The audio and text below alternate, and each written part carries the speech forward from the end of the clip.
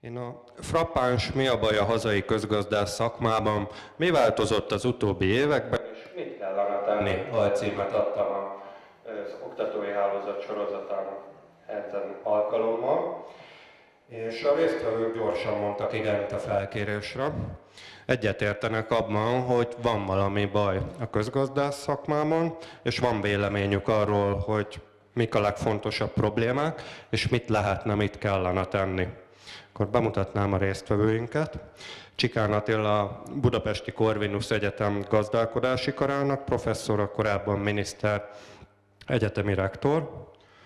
Kónya István, a Közép-Európai Egyetem tanára, az MTA Közgazdaságtudományi Intézetének főmunkatársa, aki egyik vezető amerikai egyetemen a Northwesternen doktorált, és itthon sokáig a Magyar Nemzeti Bank vezető kutatójaként dolgozott.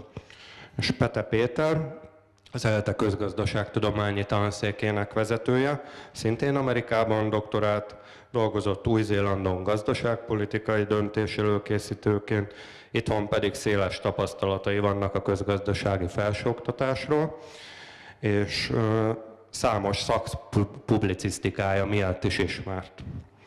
Aki sajnos nem tudott eljönni, Varga Júlia. Bocsánat, átveszem a médiáinkat. És akkor utolérjük magunkat.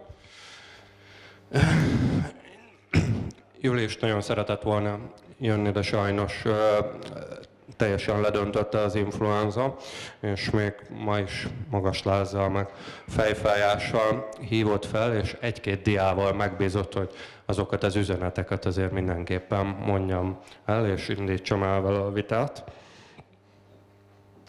Szóval a beszélgetésünk szerkezete, ez úgy néz ki, hogy 3 blokkra tagolódunk. Ez mi a baj a hazai közgazdász szakmában, mi változott az utóbbi években, ez a második blokk, és a mit kellene tenni, az a harmadik blokkunk. Úgyhogy nagyjából így hasonló időkeretet képzeltünk el, hogy 8-ig végezzünk, a 8-as végzést célozzuk meg. Az én feladatom ugye az lesz, hogy moderátorként igyekezzem ezt az időkeretet ugye tartani, és nagyon motivált vagyok benne, mert mindenképpen szeretném, ugye, hogyha ahhoz a részhez is eljutnánk, amikor azt derül neki, hogy így ötletek jöjjenek mind a résztvevőktől, mind a hallgatóságtól, akire időnként akkor kinézünk, és hozzászólásokat és kérdéseket is fogunk várni. Szóval akkor kezdjük lassan ezzel a problématérképpel, és a közgazdasági tudás iránti kereslet az csökkent itthon. A romló pályakép és a finanszírozás átalakítása az azt eredményezte, hogy 2008 óta, azaz 5 év alatt az elemzői területen harmadolódott a jelentkező hallgatók száma, és akkor itt bemutatom először azt a 2 ábrát, amivel Varga Júli mindenképpen megbízott, hogy adjam meg az alaphangot a képzés területéről. Szóval a baloldali ábrán a gazdasági képzési területre jelentkezés összes felvettjének és jelentkezőjének a száma látható, a jobboldali ábrán pedig a közgazdasági alapszakokra jelentkezők száma és felvett létszáma látható, és hát mind a kettő tényleg elég erős üzenetet hordoz magában, ami így ennek a problémakörnek az egyik tünete.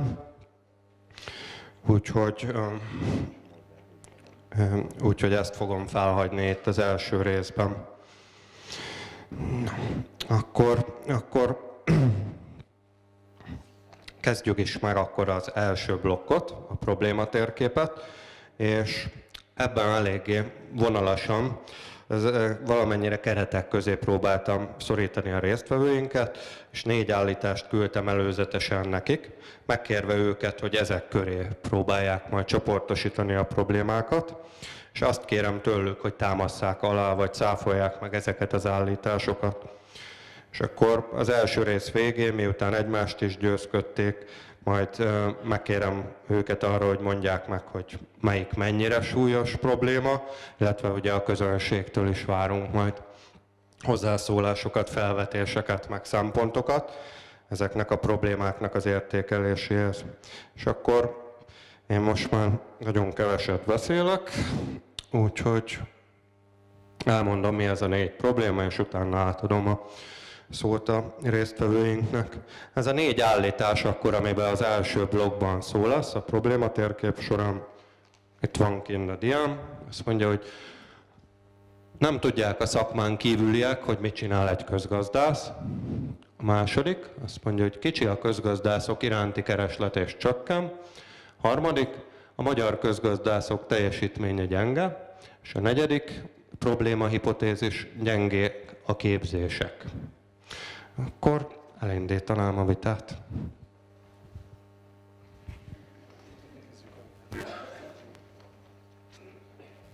Nem tudom, egyenként a 4 tételre válaszoljunk, vagy... Hát minden esetre a tematikája ennek a vitának meglehetősen széles, úgyhogy én azt hiszem, hogy leginkább ilyen tézisszerű állításokat fogalmaznék meg, azzal, hogy ha aztán van, akinek van ingerenciája arra, hogy vitában, vagy pedig a kérdések során hát kifejtsük, akkor lehet róla szó. Az első, amit szeretnék mondani, az egész vita elé való, és ezt Áronnak meg is írtam, amikor a tematikát először láttunk, hogy jó magyar hagyomány szerint ugye ebben a beszélgetésben is össze van mosva az economics és a business, ami ugye azért nem egy helyes dolog számos szempontból, és a problémák, amelyekkel szembenézünk ezen a 2 területen, ezek különböznek egymástól. Na most végig lehetne venni minden egyes területen az, hogy mik és hogyan látom őket, inkább csak kiemelek, és szeretném mondani, hogy ettől még ez egy jó vita lehet, félreértés ne essék, már csak azért is, mert azzal kezdtem, hogy jó magyar hagyományok szerint így van, tehát az intézményrendszerünkben is ez a hagyomány megjelenik, meg a közgondolkodásban is megjelenik, de jó lenne, hogyha ugye, ahogy haladunk az időben előre, azért hát valahogy majd a differenciákat megtennénk. A másik dolog, amit szeretnék mondani, ugye, hogy a szakmán kívüliek nem tudják, hogy mit csinál egy közgazdász. Hát ugye egy kicsit ezért úgy van ezzel, hogy az teljesen tök sztereotíp dolog, hogy a focira szokták mondani, mindenki ért a focihoz, ugyanígy mindenki ért a közgazdasági kérdésekhez is. Tehát magyarán a közvéleménynek van képe arról, hogy mit csinál a közgazdász. Ez a kép azonban nyilvánvalóan hamis, és az is nyilvánvaló, hogy bizonyos szempontból torzított, és szubjektív, és mit tudom én. Meg kell azonban mondani, hogy valószínűleg nem sokkal torzítottabb, mint ahogy más szakmákról vonatkozó közvélekedés is torzított. Tehát nem igen ismerjük egymásnak a területeit. A gazdaság annyiban különbözik ettől, hogy itt az embereknek ugye a közvetlen tapasztalata alapján azért sokkal jobban van véleménye, mint mondjuk egy hídépítő mérnöknek a napi tevékenységéről. Vagy éppen most hallottam egy előadást egy játékkészítő, mármint számítógépes játékkészítőről, és el nem tudom képzelni, mivel tölti a napját. Tehát, hogy bemegy és játékot készít. Tehát ilyen értelemben mondom azt, hogy itt annyiban különbözik a gazdasági terület, hogy itt ugye, ha valaki vállalatnál dolgozik, van főnöke, akinek van egy esélye, hogy közgazdász legyen, itt tehát személyesen közvetlenül kapcsolódik hozzá. Ez ugye hozzájárul ahhoz, hogy ne legyen valami nagyon objektív ez a vélemény. A következő, amit szeretném mondani, hogy Magyarországon ugye a 60-as évek közepe óta a reform folyik. Ugye ezáltal a közvélemény ahhoz is hozzászokott, ugye most már egymás között generációk, hogy itt a közgazdászok azok reformálnak, és hát finoman szóval is eltérő vélemények vannak arról, hogy ez milyen sikerrel megy végbe, és hát nyilván ez is befolyásolja a gondolkodást, és hát ez a gondolkodás az alatt a 40-50 év alatt ugye hullámokban jelentkezett. Volt, amikor föl voltak magasztalva a közgazdászok, volt, amikor ugye hát minden bajnak az okozói voltak. Hát ugye egyszer a Dimitrov téri fiúk időszakára emlékezzünk, másszor meg emlékezzünk ugye arra, amikor a szakmaiság, mint kommunista csökevény jelent meg. Tehát, de voltak közben olyan időszakok is, amikor hát ugye a közgazdászoktól várták a világ megváltást. Na most Ezzel a közgazdászok iránti kereslet is hát változó volt, nem annyira mennyiségében, mint inkább tartalmában. Ez a csúnya esés itt a végén, ez más tényezőknek az eredménye. Ez egy tudatos kormányzati politika következménye, nem tudom, hogy majd erről talán fogunk beszélni, ez egy tudatos visszaszorítás erre nézve. Ami a teljesítményt jelenti a magyar közgazdászoknak, én azt hiszem, hogy ebben is voltak hullámok. Amiben nagyon gyengék voltunk és vagyunk, az az, hogy el tudjuk fogadni a politikával azt, amit gondolunk. Tehát valójában a közgazdászok és a politikusok, amennyire én vissza tudok emlékezni, igazából sose voltak különösebben jó viszonyban egymással. Erről is érdemes részletekben is beszélgetni. Sem az új gazdasági mechanizmus közvetlenül időszakban, már a 60-as évek vége, 70-es évek elejétől kezdve, de hát a mostani időszakra is. Persze közgazdászi sokféle van természetesen, és hát ugye ez így a számot, hogy is mondjam, a közgazdász társadalomnak a mértékadó részére vonatkozik. Én nem hiszem, hogy általában gyengének lehetne minősíteni, bár azt kell mondani, hogy nagyon nagy tudáshiány van, és ez elvezet utolsó kérdéshez. Ugye a közgazdász körökben mind az economics, mind a business vonalán, természetesen itt is differenciált a közgazdász társadalom, de ha volna ilyen mutató, amelyik azt mondja, hogy mennyi össztudásra volna szükség és mennyi van, ugye akkor ebben egy nagyon súlyos kritikát lehetne megfogalmazni. Ennek is megvannak a maga okai, erre talán még később vissza fogunk térni. De én most akkor átadnám a szót a Pistinek. Először is köszönöm szépen a meghívást, hogy ilyen régi példaképek és mentorok között ülhetek. Úgyhogy, és Áronnak meg külön, hogy rám is gondolt. Én alapvetően az economicshoz tudok hozzászólni inkább, nyilván a businessről is van véleményem, de az economics az objektívebb, azt gondolom. Úgyhogy akkor én is végigmennék a kérdéseken, ahogyan Attila, bár elég sokat írtam, de majd még biztos szóba kerülnek más kontextusban is ezek a dolgok. Tehát első kérdés, nem tudják a szakmán kívüliek, mit csinál a közgazdász, van-e baj? Van baj. Én is felírtam magamnak az economics business megkülönböztetés hiányát, és csak szeretném megerősíteni, amit Attila mondott, hogy ezek tényleg nagyon más szakmák. Eszköztára is más, az talán még kevésbé, mint a céljai. Az economics az egy generalista, rendszert vizsgáló, összefüggéseket kutató valami, a business az pedig egy gyakorlatorientált probléma megold, tehát ilyen rövidtávú, aktuális problémákat megoldó terület, és szerintem a mérnök-fizikus kapcsolatnál ez távolabbi például, tehát hogy ennél messze van a kettő. Van átjárás, de nagyon más a céljuk. Úgyhogy ez fontos leszögezni. Egy másik szempont viszont, hogy tehát ez a kommunikáció, hogy közgazdász és laikusok mennyire tudnak kommunikálni, ez nem egy magyar specifikus probléma. Úgyhogy itt igazából nem biztos, hogy arról akarunk beszélni, hogy általában ez a probléma hogyan oldható meg, ez mindenhol jelen van, mindenhol vádolják a közgazdászokat. Most a közgazdász alatt innentől kezdve az economics-ot értem, tehát az elemzőt vagy elméleti embert, gazdaságpolitikai tanácsadót, stb. Ez mindenhol van, az Egyesült Államokban is sokszor előjön ez a vád, hogy az akadémik, tehát az egyetemi közgazdászok azok nem beszélnek eleket a politikusokkal, és viszont talán az a különbség, hogy mondjuk az USA-ban, angol száz országban vagy Nyugat-Európában azért mégis van egy szakmai konszenzus, hogy mit jelent a közgazdaságtan, mit jelent az economics, és a viták azok ezen a szakmai konszenzuson belül zajlanak. Tehát nagyon élesek tudnak lenni, nagyon tudják az emberek utálni egymást adott esetben, nem tudom, Paul Krugman és hozzá kapcsolódó viták mennyire ismertek a hallgatóságban, egy nagyon éles, polémikus stílust képvisel, azzal együtt, hogy Nobel-díjas közgazdász, és ő igazából, tehát ennek a konszenzusnak már a határán van. Az igazi viták, igazi beszélgetések azok jóval közelebb vannak egymáshoz, és jóval kevésbé élesek, mint mondjuk amit a Krugman képvisel. És én azt gondolom, hogy nálunk talán ez a konszenzus hiányzik, hogy alapvetően mi az a módszertani szemléletbeli keret, amin belül vitatkozunk egymással, és egy csomó minden belefér. Közgazdaságtan az nem egy exakt tudomány, ezen belül is egy csomó mindenről lehet nem egyetérteni, csak mégis tiszteljük egymást, hogy a módszertant, az adatokat hogyan vizsgáljuk, és körülbelül tényleg mik azok hogy ismételjem magam, azok a keretek, amin belül gondolkodni tudunk. És hogy ez miért alakult ki így, erről van egy eléggé szerintem vitatható elméletem, lehet, hogy ezt majd egy kicsit később venném elő, de részben Attila fogok reflektálni itt is, tehát ennek egy ilyen történeti oka van Magyarországon.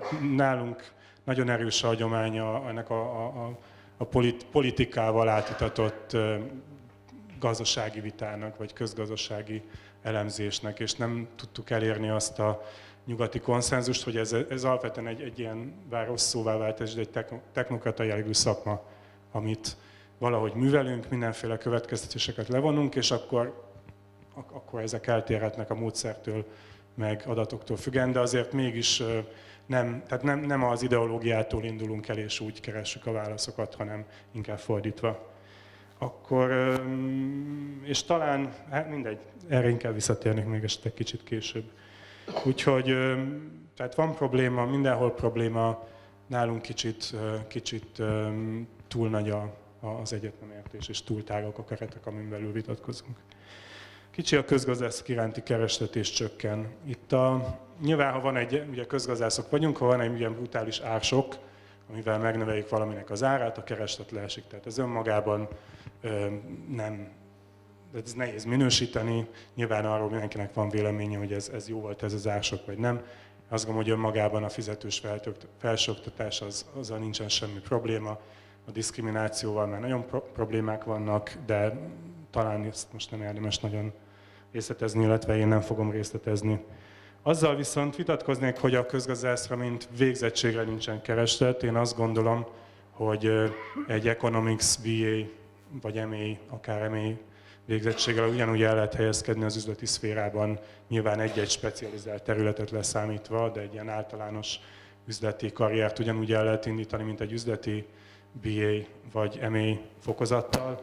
Itt néhány amerikai számnak próbáltam utána menni.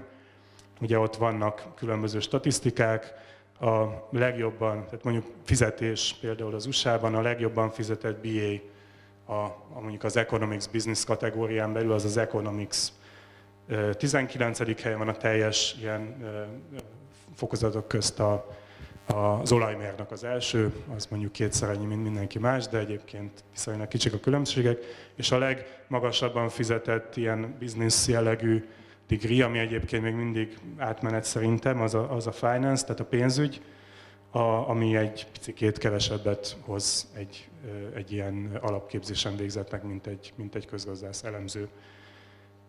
Tehát én nem látom, és azt is kigyűjtöttem, hogy milyen jellegű szakmákban helyezkednek el ezzel a végzettséggel. Az Economics B, az pénzügyi elemző, Operations Manager, az micsoda, annak van valamilyen frappáns magyar neve? Frappáns nincsen, akkor nem használunk frappást. Számviteli szakértő, üzleti elemző, kutatási asszisztens, ugye ez általán legközelebb az Economicshoz, stb. Tehát zömmel üzleti szférában helyezkednek el ezek az emberek, és a finance nagyon hasonló, egy kicsit szűkebb.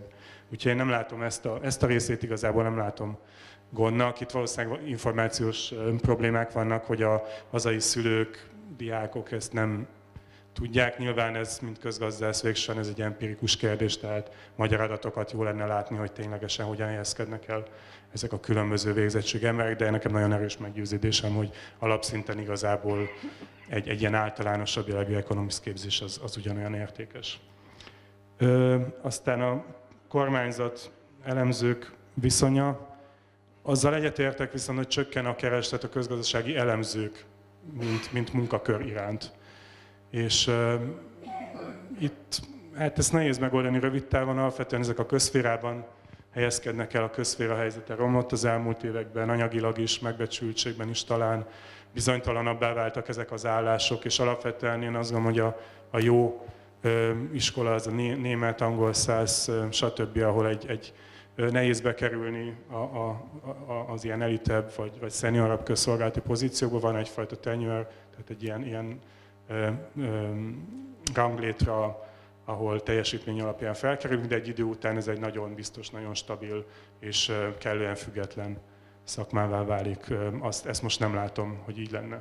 És talán kevésbé van így, mint a múltban, de valószínűleg Magyarországon soha nem volt igazán jó. A tudományos munka az más igazából. Itt a tudományos kutatásnál ilyen jellegű problémát kevésbé érzek, de alapvetően nem is a tudományos munka az szűken értelmezve, ahol akár az economics végzettségűek nagy része elhelyezkedik. Akkor a következő kérdés, magyar közgazdászok teljesítménye gyenge. Ezzel megint vitatkoznék, és ugye itt kifejezetten a tudományos teljesítményre kérdezett rá Áron.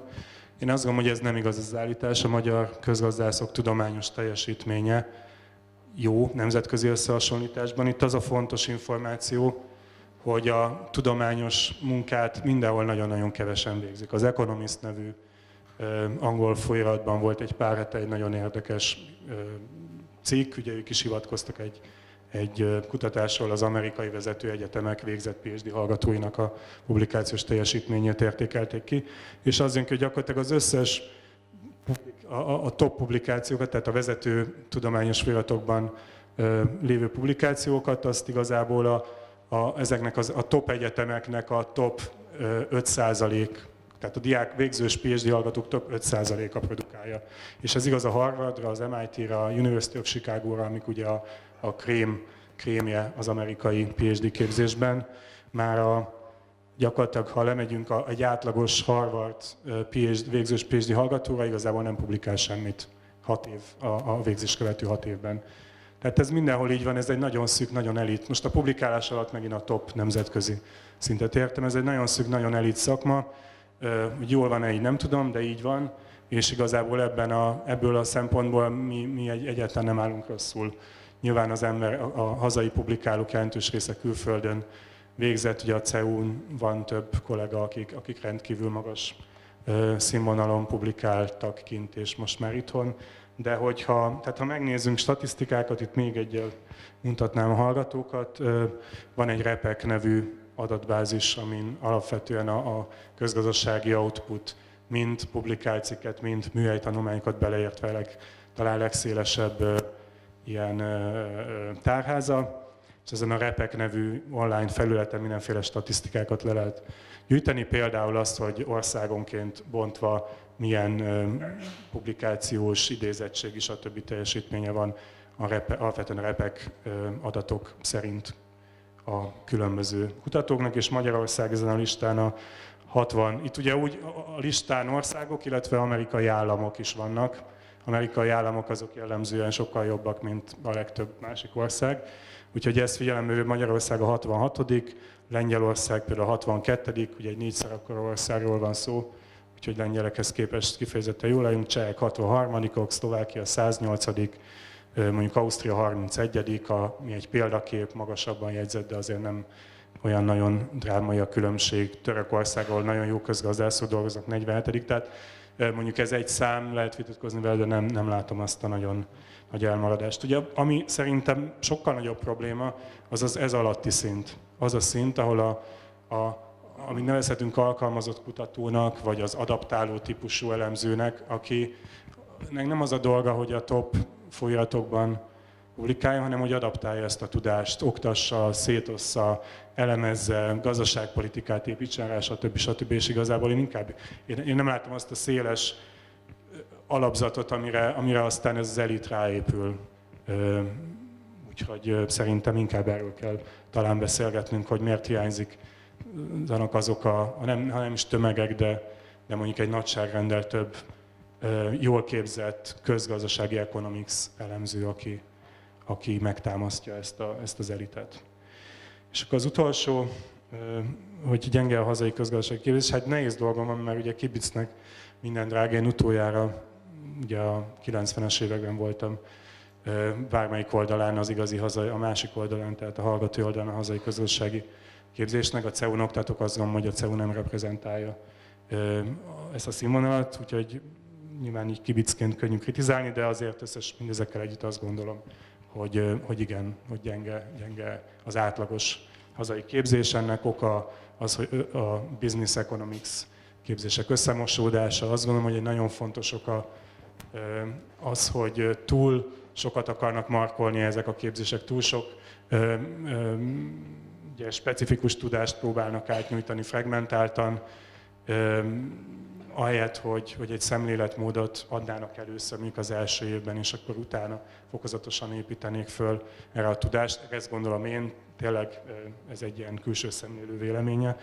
Egy példa, Amerikában jellemzően az elsőben nem is tanul közgazdászt egy későbbi economics major, utána pedig a úgynevezett principles, tehát ilyen bevezető közgazdaságtant hallgat, ami mi jókat mosolyogtunk annak idején, mert hogy nincs benne matematika, a függvények is ilyen nagyon szőrmentén vannak bevezetve, de hogy most már nem így gondolom, azt gondolom, hogy ezek elképesztően fontos dolgok, mert a közgazdaságtan az egy koncepcionálisan nagyon nehéz tudomány, és nem a matematika miatt, hanem olyan fogalmakat használ, amiket nehéz megérteni, és igenis szükség van arra, hogy időt töltsünk azzal, hogy ezeket a fogalmakat megértsék a diákok, mielőtt valós analízist tanulnának akár, stb. Úgyhogy szerintem egy ilyen általánosabb, fokozatosabb, talán kevésbé ambíciózus, de mélyebb jellegű képzés sokat segíthetne, és én úgy érzem, hogy a Bologna rendszer az rossz irányba ment nálunk ehhez képest.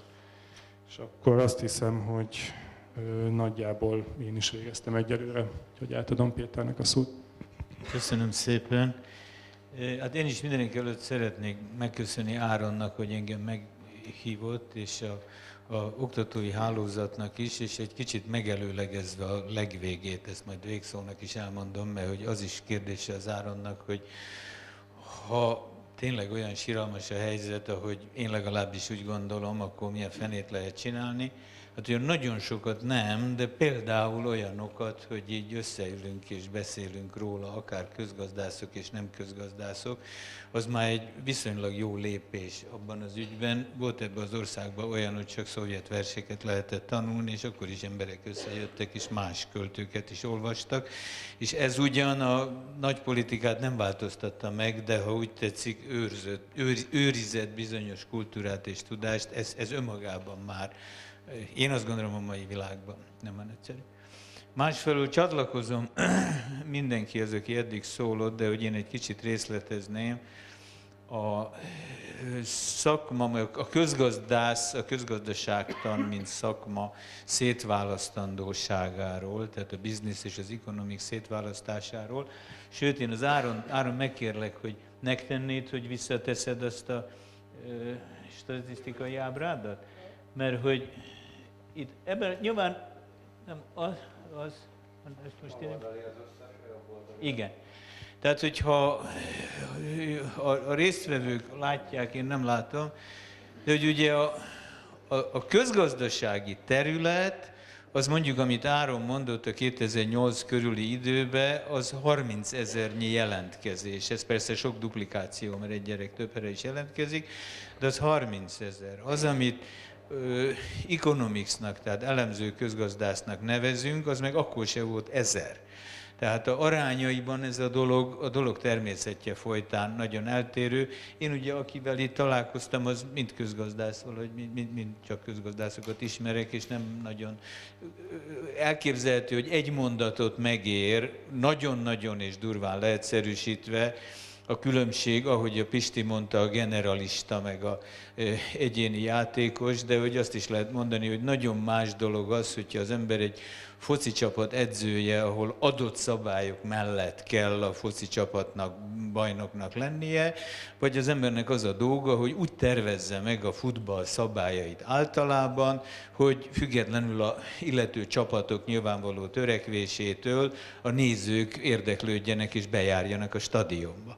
Na most ez két nagyon különböző dolog, és az is eléggé nyilvánvaló, hogy több focista és foci csapat van, mint rendszertervező, de ha belegondolnak, az, aki a nyugdíjrendszert tervezi, az, aki a adórendszert tervezi, tehát olyan szabályokat és eljárásokat próbál, megoldásokat találni, ahol a sok szereplő együttműködésének, vagy egymással való versenyének az a kívánatos eredménye, hogy együtt az egész, nem pedig az egyes résztvevő nyerjen. közbeszerzési eljárásokat győzzön a Jobbik, ne pedig, hogy kijelöljük, meg rengeteg ilyen természetű dolgot. Na, ezt csinálja az elemző közgazdász, és teljesen igaza van a Pistinek. Én értem, hogy esetleg az oktatói hálózat az akadémiai problémák iránt jobban érdeklődik, de egyetértek a Pistivel, hogy ott sokkal kisebb baj van.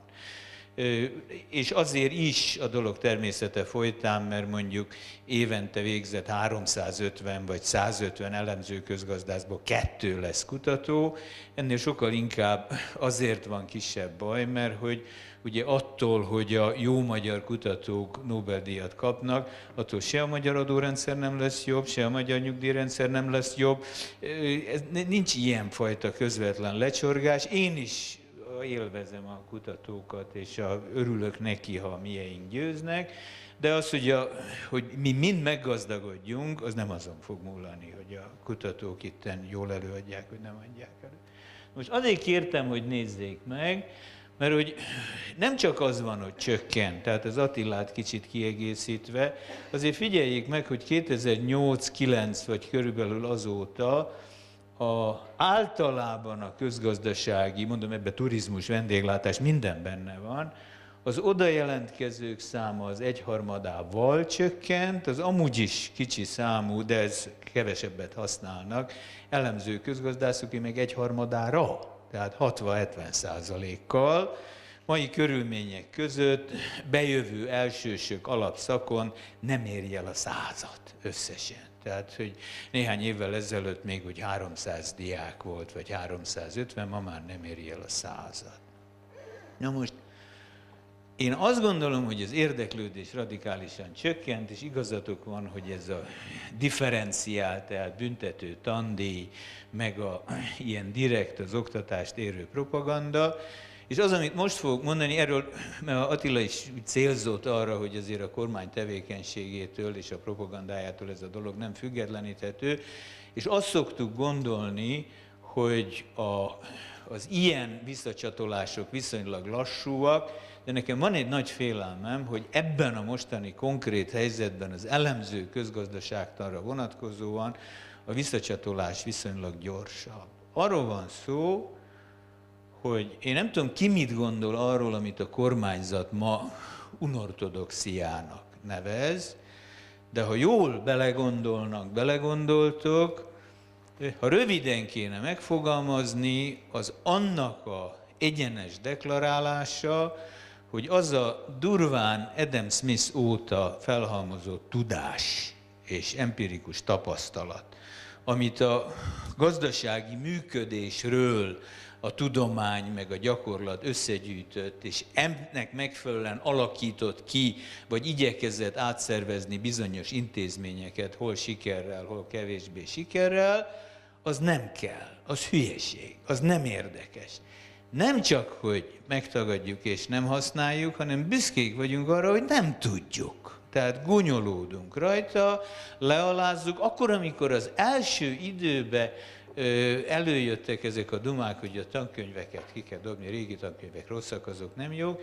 Én azt igazából még nem egészen értettem, és egy kicsit az ember mindig próbál optimista lenni, ezért úgy olyan volt a fejembe, hogy hát persze a tankönyveket a gyakorlati szakemberek mindig szokták szidni, mert túlegyszerűsítenek. Hát mi a francot csinálnak? Persze, hogy túlegyszerűsítenek. Aztán most ennek alapján, ami van, arra kell rájöjjek, hogy nem arról van szó, hogy túlegyszerűsítenek, ez a baj, hanem az, ami ott le van fektetve, mint alap legegyszerűbb 2x2, az meg van tagadva. Vagyis az a viselkedés és ezzel kapcsolatos erőteljes propaganda és hangulatkeltés, hogy nincsen szükség általánosításra, nincsen szükség generális szabályokra, nem azt kell figyelni az adórendszerbe, hogy lehetőleg minél kevésbé torzítsa az egyes cégek működését, tehát ha úgyis muszáj bekollektálni a pénzt, akkor lehetőleg úgy kollektáljuk, hogy minél kevésbé változzon meg a vállalatok viselkedése. Ez egyáltalán nem érdekes, ezeket a dolgokat, mindazokat az üzeneteket, az egyébként a bevezető közgazdaságtanban már található, és nem kell tudós hozzá az emészszinten abszolút végig fényezett következtetéseket, hogy ezt hogy kell csinálni, az mind meg van tagadva, erőteljesen kell csinálni, határozottan kell viselkedni, van egy probléma, ami ellen szólás felmerül, az nem óvó kritika, az az ellenérdekelteknek az áskálódása, és minél jobban ordítanak az illetők, annál jobban igazunk van, mert hiszen lám sikoltoznak, mert a saját fejük fáj. Tehát ez háború. Ez nem egy szabályalkotás, ahol a szabályozó az azt próbálja csinálni, hogy együtt az összesben mindenki megéljen és mindenkinek jó legyen, hanem itt az a dolog lényeg, hogy azonosulunk valamivel, és akkor a többit letiporjuk.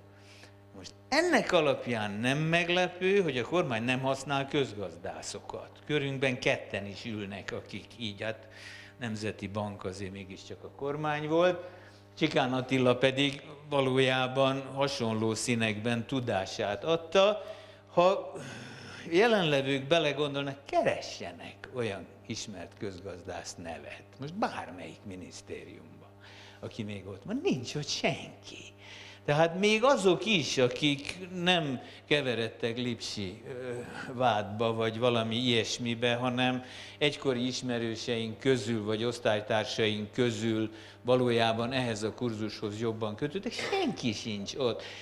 20-22 éves gyerekek csinálnak úgynevezett politikákat, egyeztető kerekasztalok nincsenek, kidolgozásra váró szabályozási elveket megvitató dolg. Útdíjat úgy szedünk, hogy hónap reggel kijelöljük, hogy a Budi felé menő útra most ezentúl 3 forint, ha nem szőke vagy, mert akkor 4, vagy valami. Tehát, hogy ugye mondom, az adórendszer talán a legkézenfekvőbb, mert ugye az egyik ilyen legegyszerűbben belátható a közgazdaságtan logikájának következtetése, hogy az a jó adórendszer, amelyik mindenkit lehetőleg egyformán érint. Az általános adórendszer. Itt most az, hogy a Dunától balra vagy jobbra van, hogy nagy teherautóval vagy kis teherautóval, az mindenki más adót fizet, függetlenül attól, hogy az ugyanaz a káposztást cvekedli.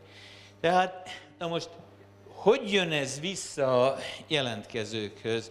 Az, hogy az, aki végzős középiskolás, nem ő maga, úgyse ő dönti el, a szüleje dönti el. Az a közhangulat, hogy a közgazdaságtan nem hasznos. Nem az a vélelem, hogy nem lehet belőle megélni, mert azért meg lehet belőle élni. De nincs neki társadalmi haszna. Az orvos az hasznos, mert ott van a beteg, az gyógyít, menjél fiam orvosnak, a mérnök hidat épít, az jó. A közgazdász az kerékkötő, az kekeckedő, és ebben a rendszerben az is. Hát azért tűnnek el a közigazgatásból a közgazdászok, mert a szakmájuknak megfelelően ilyen ötletekre azonnal kérdéseket tesznek fel, hogy de hát figyelj, eléggé könnyű belátni, ha végig gondolod, hogy ennek ez lesz a következménye, továbbá ezt bevezették Afganisztánba, Dél-Amerikába, hogy mind hozod a példákat, de az unortodoxia az, hogy ezek nem érdekesek, ezeket nem csak szabad, hanem büszkeség nem tudni. Nekem az a rémületem, ez nem lesz így örökké, mert ez nem tartható, és volt már ilyen máshol is, de az a rémületem, hogy most az érdeklődésben emiatt egy nagy lapsz lesz, az a tudás, hogy ez nem elit, ez nem kóser, ez nem menő, és még rohadt magas tandíjat is kell fizetni, az jelentős részben hozzájárul ahhoz, hogy tehetséges gyerekek, hát a mi tapasztalataink szerint azok, akikre mi átsingózunk, azok leginkább külföldre, de hát inkább más szakmát választanak, és akkor mondom, továbbra is ezek mostan nem személyeskedek, kik csinálják a nyugdíjadó és egyéb rendszereket. Én azt gondolom, hogy a helyzet nagyon rossz, tehát a baj nagyon nagy, és hát éppen azért, mert az unortodoxia vállalja, hogy a tudást és a szakértelmet azt nem óhajtja, ezért a szakértőknek önmagában elég nehéz fellépni a dolog mellett. Még majd biztos más is. Hogy?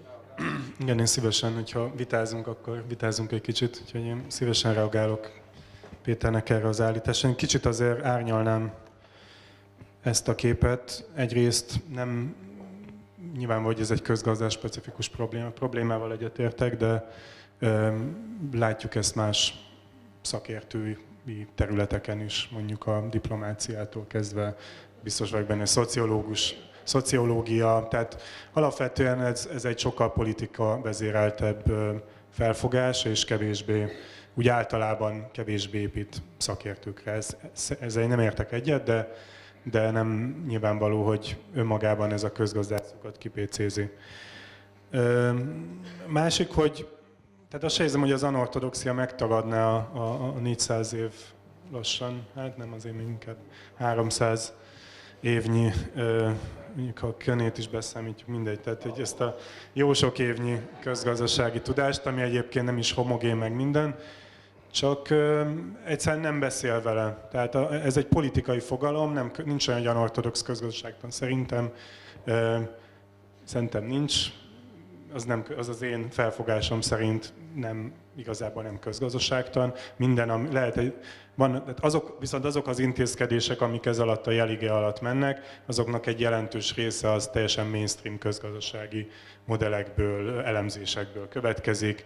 Ugye itt megint a politika mosódik össze a közgazdasági elemzéssel. Az, hogy egy gazdaságpolitikus a 90-es években kijelentette, hogy a Washington konszenzus ami az jó dolog a makroökonómiában, ennek alapvetően nagyon kicsi köze van ahhoz, hogy a mostani közgazdász szakma mit gondol ezekről a kérdésekről.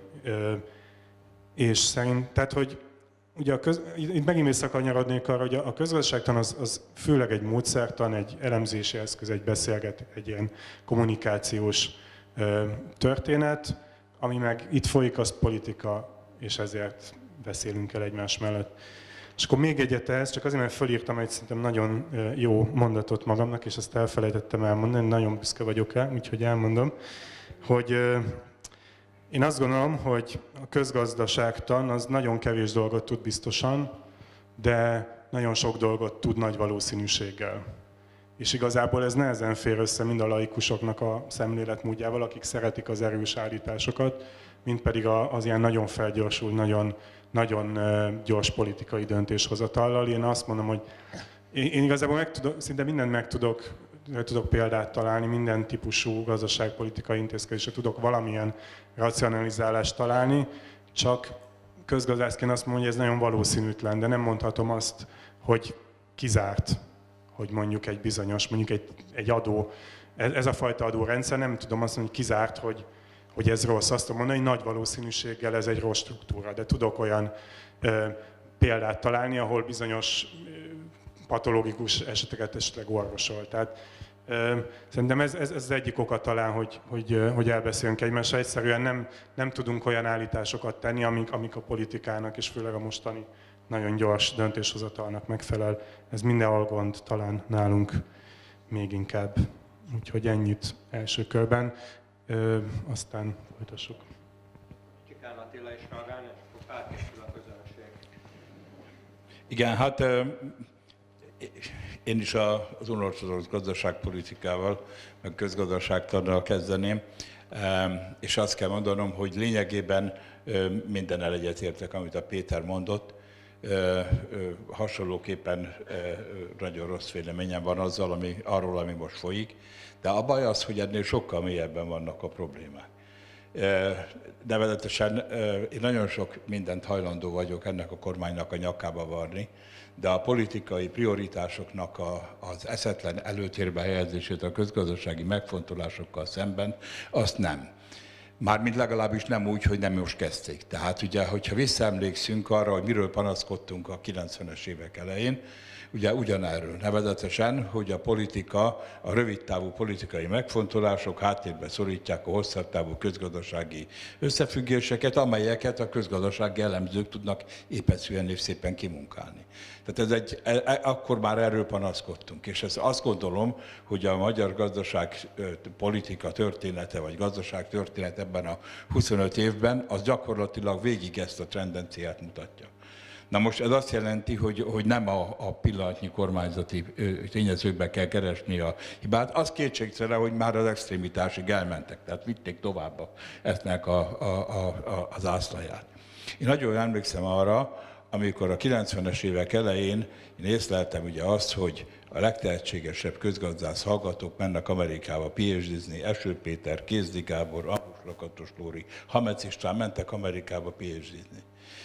És akkor én elmentem az akkori gazdasági vezetőknek egy jelentős részéhez, és megpróbáltam gondolkodni velük arról, hogy hogyan lehetne ezeknek az embereknek állást találni, ha hazajönnek.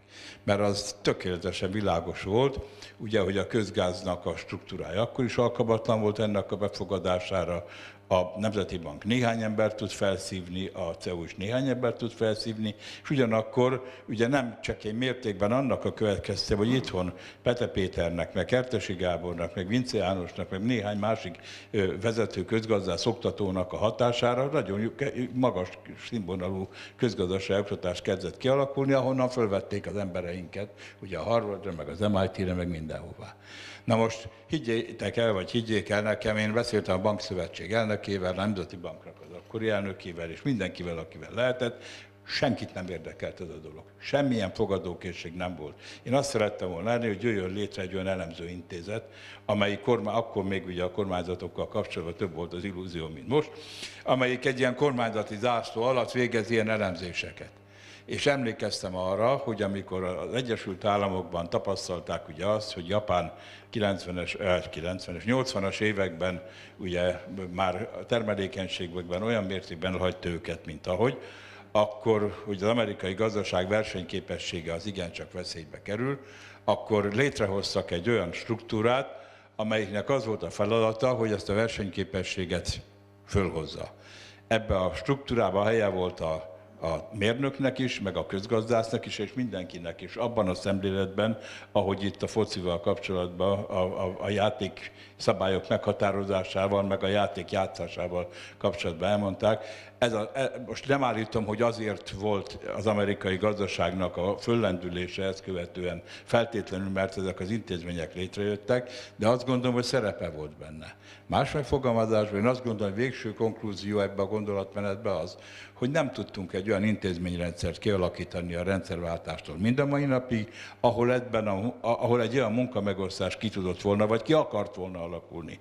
Most, hogy nem tudtunk, vagy nem akartunk, az egy tiszta politikai vita kérdése is lehet, de lényeg az, hogy nem jött létre egy olyan intézményi rendszer, ahol a közgazdász is tenni a dolgát, meg a gazdaságpolitikus is tenni a dolgát, mert természetes módon ezek eltérnek egymástól, egy munkamegosztás kérdése, ugye, és hát ugye ennek az eredményeképpen, ha mindenki teszi a dolgát, nem kell Max Webernek lenni ahhoz, hogy azt gondoljuk, hogy akkor ebből egy egészséges, hogy is mondjam, eredmény jöhet ki. Anélkül, hogy most illúziókat akarnánk kergetni.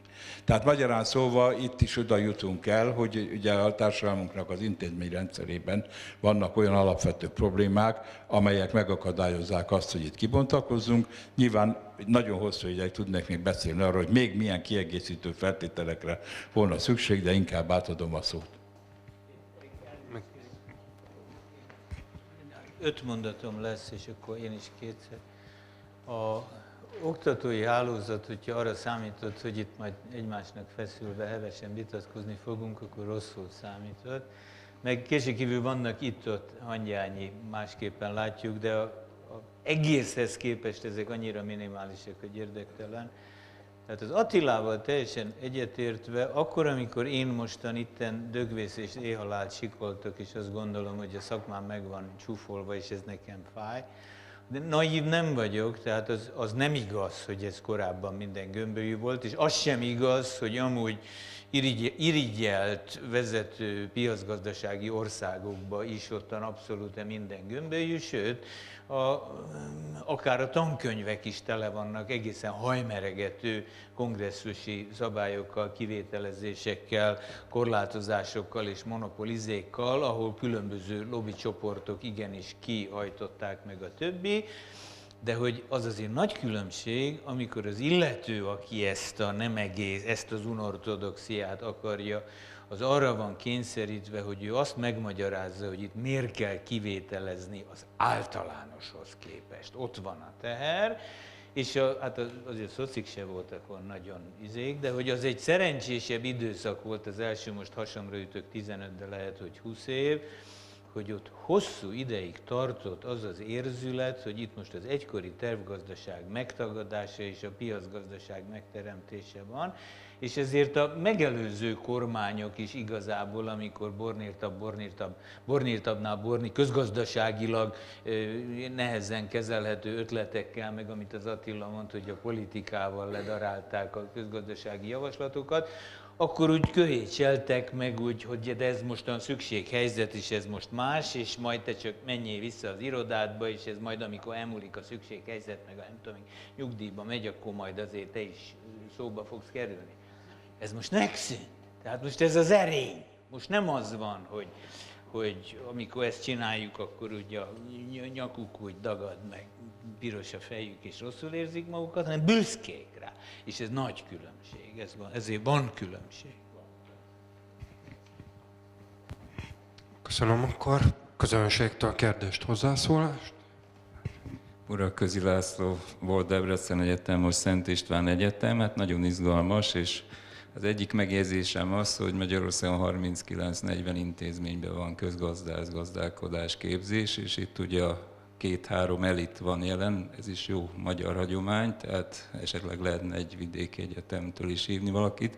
Lehet erre mondani, hogy csak 5-6 helyen van közgazdász képzés, de teljesen össze van keveredve. Mindenhol van makrotanszék, van mikrotanszék, és van 15-20 PhD képzés. És ez a másik, ami Péterrel teljesen egyetértek a helyzet jelentése, de ez a szülőket nem nagyon érdekli. Ettől még küldeni oda a fiát, mert lányát. Én azt gondolom, hogy azt kéne még hozzátenni, és akkor ez az utolsóhoz kapcsolódik, és szerintem tragikus a magyar felsőoktatás helyzete, és még ebben a 3, vagy legalábbis a Corvinus sem tökéletes, elnézést Attila, de gyakorlatilag igazán, ha belegondolunk akár az amerikai, akár a másik példába, ugye ki lesz tudós? A tudós az lesz elvileg, aki PhD-t végez. Na most azért a PhD lényege az, hogy tanár utánpótlás. Hát azért nézzük meg, tehát itt igazán arról van szó, hogy az óvodai jelenség, hogy a mama, aki a 2 gyereke mellett óvónéni, az elérte az általános iskolát, a gimnáziumot, most nézzük meg, kik maradnak benne az egyetemen, nyáron szünet van, a gyerekkel jobban lehet, ha a férje van, akkor rendben van. A fiúk közül is maradt talán néhány, tehát azért Amerikában nem az van, Péter, hogy hát te tudod legjobban, hogy akkor az van egy külön elkülönült kutatóhálózat, vagy akik bemennek a kormányba, hát a Fed elnök az a Princetonról, vagy máshonnan kerül ki, a tanácsadó testület elnöke az más egyetemtől, most nem pont most, hanem általában, vagy korábban. Tehát én azt mondom, hogy Magyarországon ezt úgy vissza kell kapcsolnunk, hogy gyakorlatilag azért nem mennek masterre, és nem mennek PhD-re, mert az igazi felvevő az a tanszékek lennének, a képzés lenne, és igazán ilyen értelemben a fizikát nézzük meg azért, tehát itt visszakapcsolódik egy nagyon általános problémához, ugyanezzel küzd nagyon sok társtudomány is, és azt gondolom, hogy ez nagyobb tömegű bajt okoz, mint hogy a kormány éppen mennyire politika, és még az teljesen igazán Attilának, hát ez nem is csak 90-től van így, hát előtte is mindig ez volt, és gyakorlatilag kiszorították a szakembereket, de a szülők nem emiatt, hanem nincs becsülete annak, hogy te most egyetemi pályára mész, és ezért tulajdonképpen most van Budapesten 20 ember, aki kutat, és hát ha megnézzük egy átlag közgazdaságtan tanszéket vidéken nem nevezzük meg, akkor ennél még sokkal rosszabb helyzet. Tehát szerintem itt van a visszahatás, hogy miért nem mennek közgazdász elemzőnek. Egyik fontos.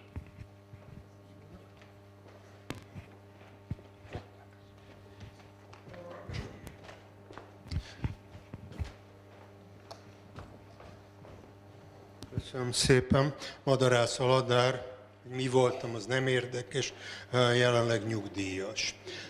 Pár rosszkedvű megjegyzés.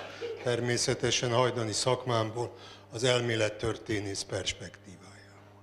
Először. Kérem szépen, ez a közgazdaságtan és biznisz című mostan éppen aktuális különbségtevés, ez nekem groteszk. Egy bizonyos görög férfiú a közgazdaságtan miben létét elemző első könyvében a politikának írt egy jegyzetet a hallgatóinak, hogy akit pedig a gyakorlati kérdések érdekelnek, az olvas el ezt és ezt.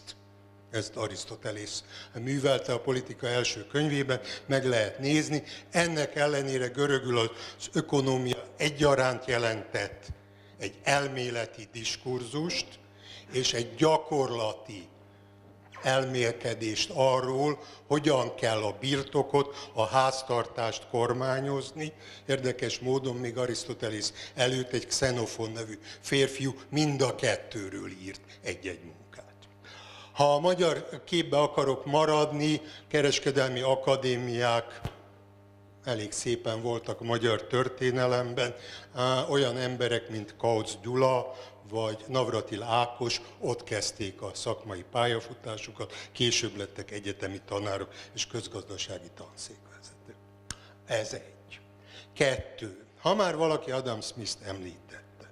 Adam Smith, aki ugye hol a jog, hol a logika, hol az erkölcsfilozófia professzora volt Glasgow-ban, azért elment a glasgowi vállalkozók és üzletemberek klubjába, volt nekik olyan, és előadást tartott nekik arról, hogy ő mit gondol azokról a dolgokról, amit ők csinálnak. Nem értettek egyet, aki erre bővebben kíváncsi, annak ajánlható, hogy olvasson Adam Smith-t, ne az első könyvet, hanem a 4. könyvet, ahol elég hosszan el van magyarázva, hogy miért gondol mást a kutató, a tudós, az egyetemi professzor, és egész mást az üzletember, és hogyan téveszti meg az üzletember a politikust, aki elhiszi és megcsinálja, bár az üzletember egyáltalán nem hiszi el azokat a maszlagokat, amit a politikus az ő érdekében megvalósít.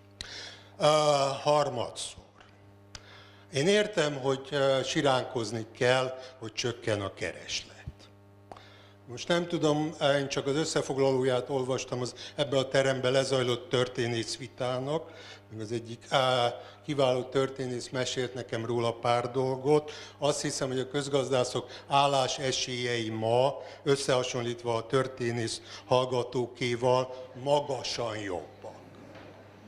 És hogy valami ilyet is csináljak, ami a beállítottságomtól és a felfogásomtól a lehető legmesszebb esik, meg fogom dicsérni a kormányt. Kérem szépen, abszurd azt látni, hogy a közgazdászok iránti kereslet kicsi és csökken. Magyarország valamije, nem hiszem, hogy a Pisti örülne, hogy az előbb se örült annak, hogyha a kormányt és a Nemzeti Bankot összetolnánk, de hát oké. Szóval Magyarország valamije az ma több mint 200 valahány milliárd forinttal csinál luxusprostit a közgazdaságtanból. Ehhez képest a történettudományban ennek a 100. részével próbálnak valami hasonló eredményt elérni. Akkor mi iránt kicsi a kereslet? Amiről beszélünk, az valamilyen szemlélet, ha a közgazdaságtan valóban egy szemlélet, ha valóban, ami szintén nem új, hanem nagyon régi megállapítás, nem az igazságok rendszere vagy gyűjteménye, hanem egy mód, ahogy ezekhez el lehet jutni. De hát, hogy ez így van, ez elég vitatott. Kérem szépen, amikor a 19. században gazdaságpolitikai fordulat volt, akkor volt olyan ország, ahol a szakma többsége levelet írt a Timesnak, és azt mondta, hogy ez helytelen. Ez Anglia volt, és a protekcionizmusról volt szó. És volt olyan, ahol a szakma többsége az erre rendelt szakmai egyesületbe vitatkozott, és úgy döntött, hogy ez helyes. Ez Németország volt, és a német tudomány az akkori értékelések és az akkori standardok szerint nem volt alábbvaló az angol tudománynál. Vagyis nincs olyan egyértelmű kép, akkor is, hogyha az én véleményem az itt elhangzottak nagy részével szinte maradéktalanul egybeesik.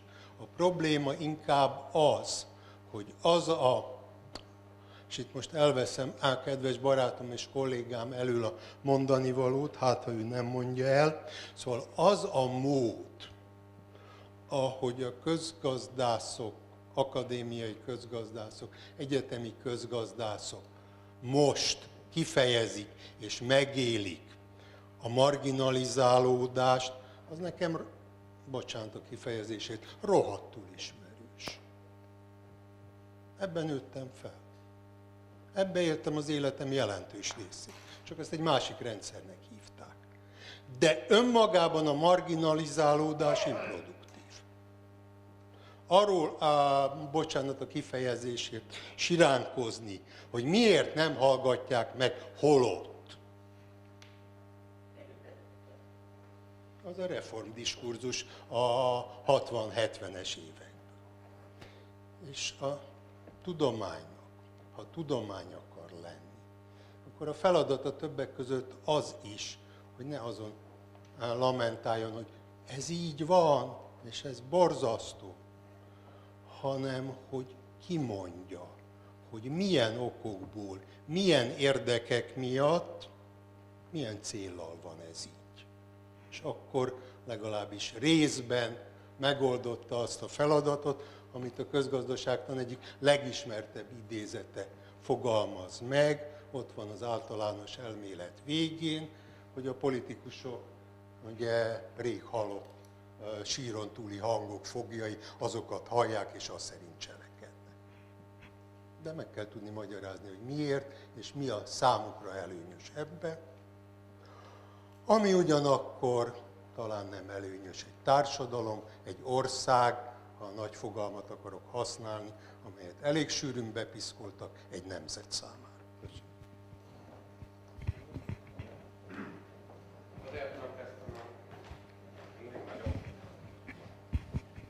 Szigorú lenni, már a második pontunk, ugye ez a közelmúltbeli változások, meg események hatása volt a szakmánkra, és ugye több minden is előkerült, úgyhogy szerintem azt csinálom, hogy a második pontunknak megmutatom a diáját, és akkor mondjuk körbenézek, hogy van-e még hozzászólás kérdés, és akkor utána visszaadom a hozzászólásokra, kérdésekre egy körre a beszélgetőjünknek a mikrofon, és akkor már a második pontot fogjuk lezárni.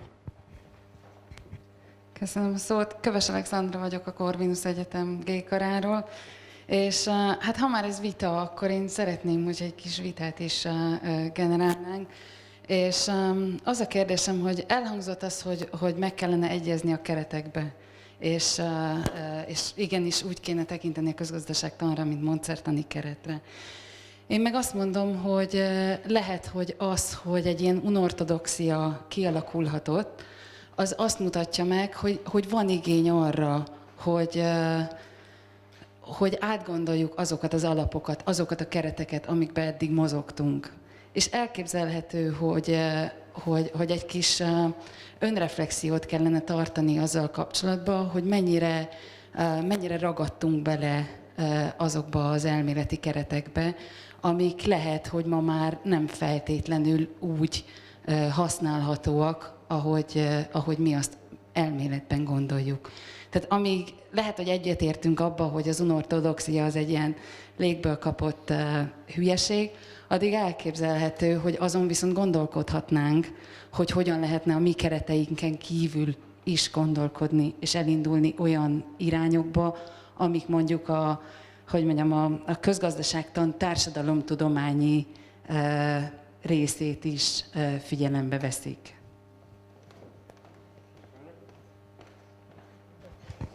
Akkor visszaadnám nektek a mikrofont egy válaszadási körre, és csak azt mondom, hogy ugye a második... Van még jelentkező? Van. Balázs. Addig elmondom, hogy akkor ugye a második pont... Azért mondom, hogy akkor a hozzászólót is. Hogy ugye a második körben ezek a jelenségeket, amiket kiemeltünk, az így az aktuálisabb változások voltak, és akkor ezekről mind itt a hozzászólásokban is hallottunk többet a unortodox gazdaságpolitikáról, az országos közgazdász képzés átalakulásáról, a az MNB megjelenéséről a képzésben, úgyhogy ezekkel már így benne vagyunk a második pontunkban, ezért ezt tárgyaljuk. Balázs. Be kell kapcsolni az óvét. De én visszamegyek az első 4-esnek a végére, mert egy kicsit túl lelazáztuk azt ott, hogy milyen minőségű oktatást nyújtunk. Én 2 megfigyelést fogok megosztani a közönséggel.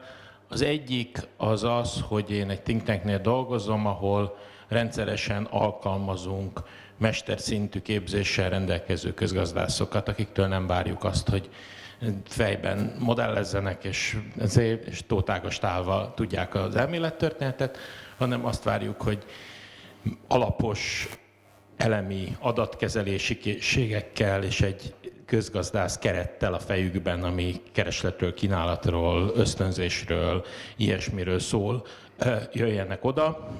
Amit ott csinálunk, az nem olyan szempontból nem fafejű közgazdaságtan, hogy szociológusokkal, jogászokkal, mindenféle emberekkel dolgozunk együtt, tehát ez kifejezetten egy nyitott hely, és az a tapasztalatunk, hogy most picit hazabeszélek, az ELTE-n végzetteket és a CEU-n végzetteket kivéve Magyarország nem produkál, az összes többi közgazdász képzés nem produkál olyan felvehető embereknek, akik ez a minimum meg lenne a fejükben. Ez szerintem azért azt jelzi, hogy nem állunk annyira jól, mielőtt nagyon határozottan veregetjük a saját vállunkat az ország közgazdaságtani képzésével kapcsolatban. A másik pedig a másik végéről szól, hogy a Magyar Közgazdasági Egyesület, aminek mindenféle tagjai meg vezetői itt különböző helyeken vannak, ülnek kint meg bent, az szervez a PhD közgazdaságtan PhD diákoknak egy ilyen workshopot, ahol bemutathatják a készülő munkáikat. Ez nyilvánvalóan egy pozitíve szelektált dolog, mert olyanok jönnek oda, Pécset van különben minden évben, akik vállalják az extra erőfeszítést azért, hogy idegenektől kapjanak valami visszajelzést a munkájukra, tehát nyilván ez nem átlag, hanem annál jobb. És az derül ki, hogy a közgazdaságtannak a CEU-t kivéve az összes magyarországi műhelyén tiszteleten nagyon kevés kivételnek, rendkívül gyenge doktori témavezetéssel, jó szándékú emberek elképesztően borzasztóan rossz munkákon dolgoznak, aminek a lábújhegyre állva érnék el a német vagy az osztrák második vonalbeli egyetemeken megcsinált PhD-ket, amik nem valami csodák, vagy nagyon eredetiek, de tisztes iparos munkák, ezek pedig kutatási kérdés nélkül zavaros, adatokat rosszul kezelő, gyönge munkák, amiket valamiféle témavezetők terelgetnek előre. Tehát, hogy szerintem azért azt ne engedjük el, mielőtt tovább megyünk, és elkezdjük majd a Matolcsit rugdosni, meg talán én, amitben én örömmel részt veszek természetesen. Azért azt ne engedjük el, hogy ez az egész közgazdász képzés, most itt a economicsról beszélek, ez azért még ha hivatkozásnak nem a csúcs amerikai egyetemeket vesszük, hanem a tisztes nyugat-európai középszert, akkor is elég gyöngécske.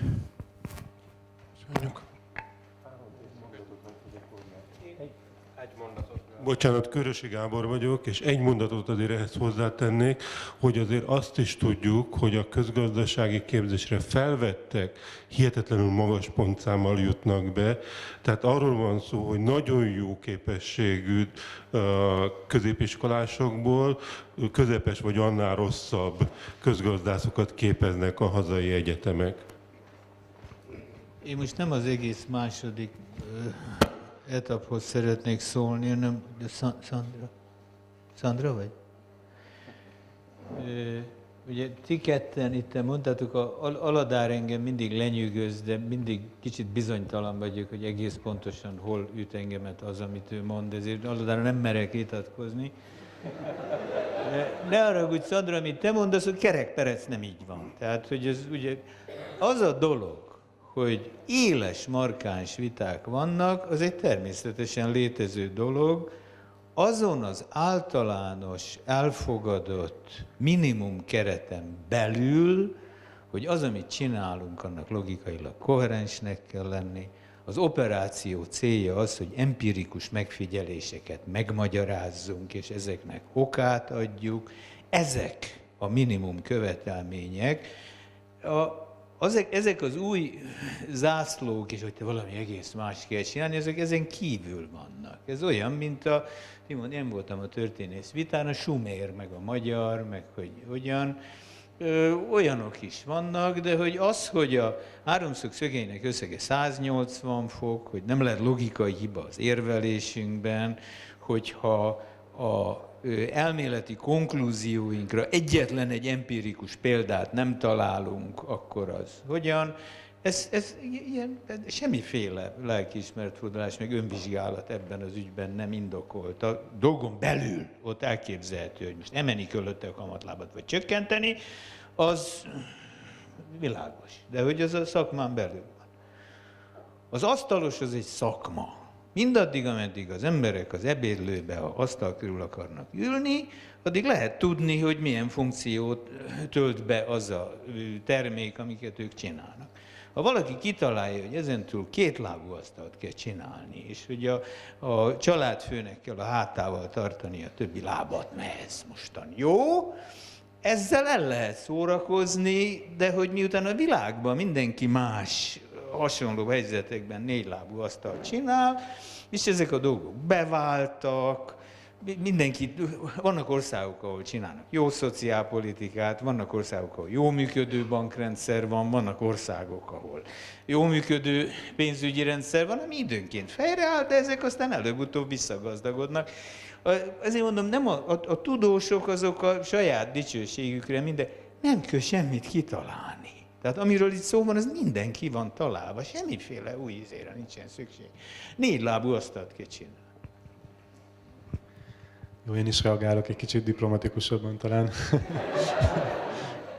De azért alapvetően egyetértek, Péter, és lehet, hogy ez egy ilyen értelmezési kérdés, hogy mit értünk közgazdasági módszertant. Én is azt gondolom, hogy a közgazdasági módszertan az egy alapvetően adatokon alapuló logikai keret, ezt a logikai keretet a matematika jelenti manapság azért, mert bonyolultak a problémák, és igazából nem nagyon tudjuk másképp megfogni és egyszerűsíteni. Ezen belül elképesztően tág.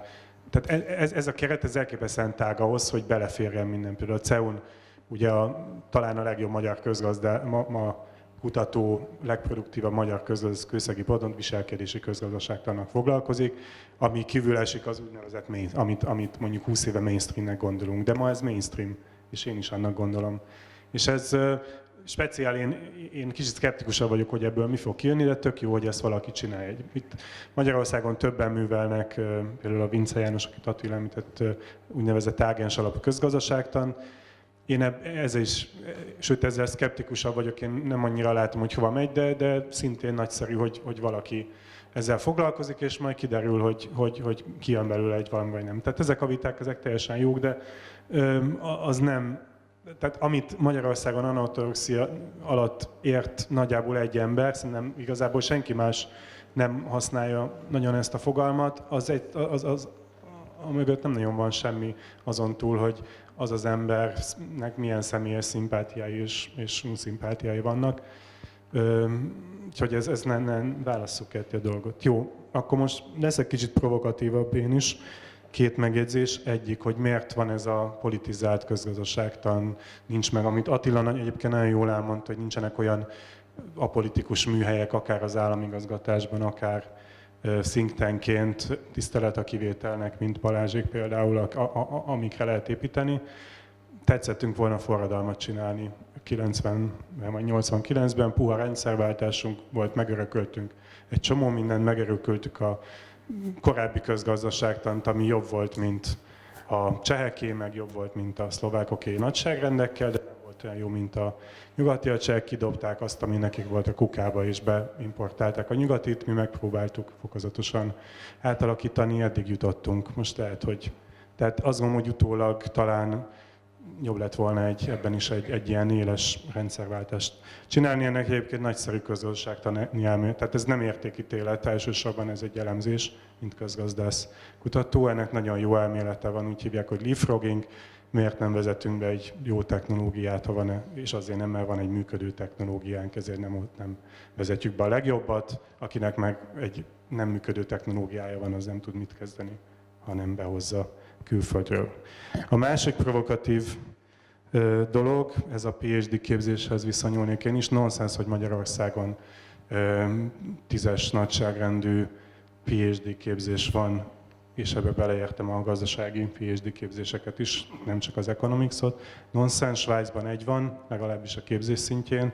Mindenki ugyanazt tanulja egy helyen, aztán elmennek az egyetemekre diszertációt és kutatni. Tudomásom szerint Finnországban is egy van, ugyanezen a módon. Svédországban van 2 talán, vagy 3, tehát ez nonsens.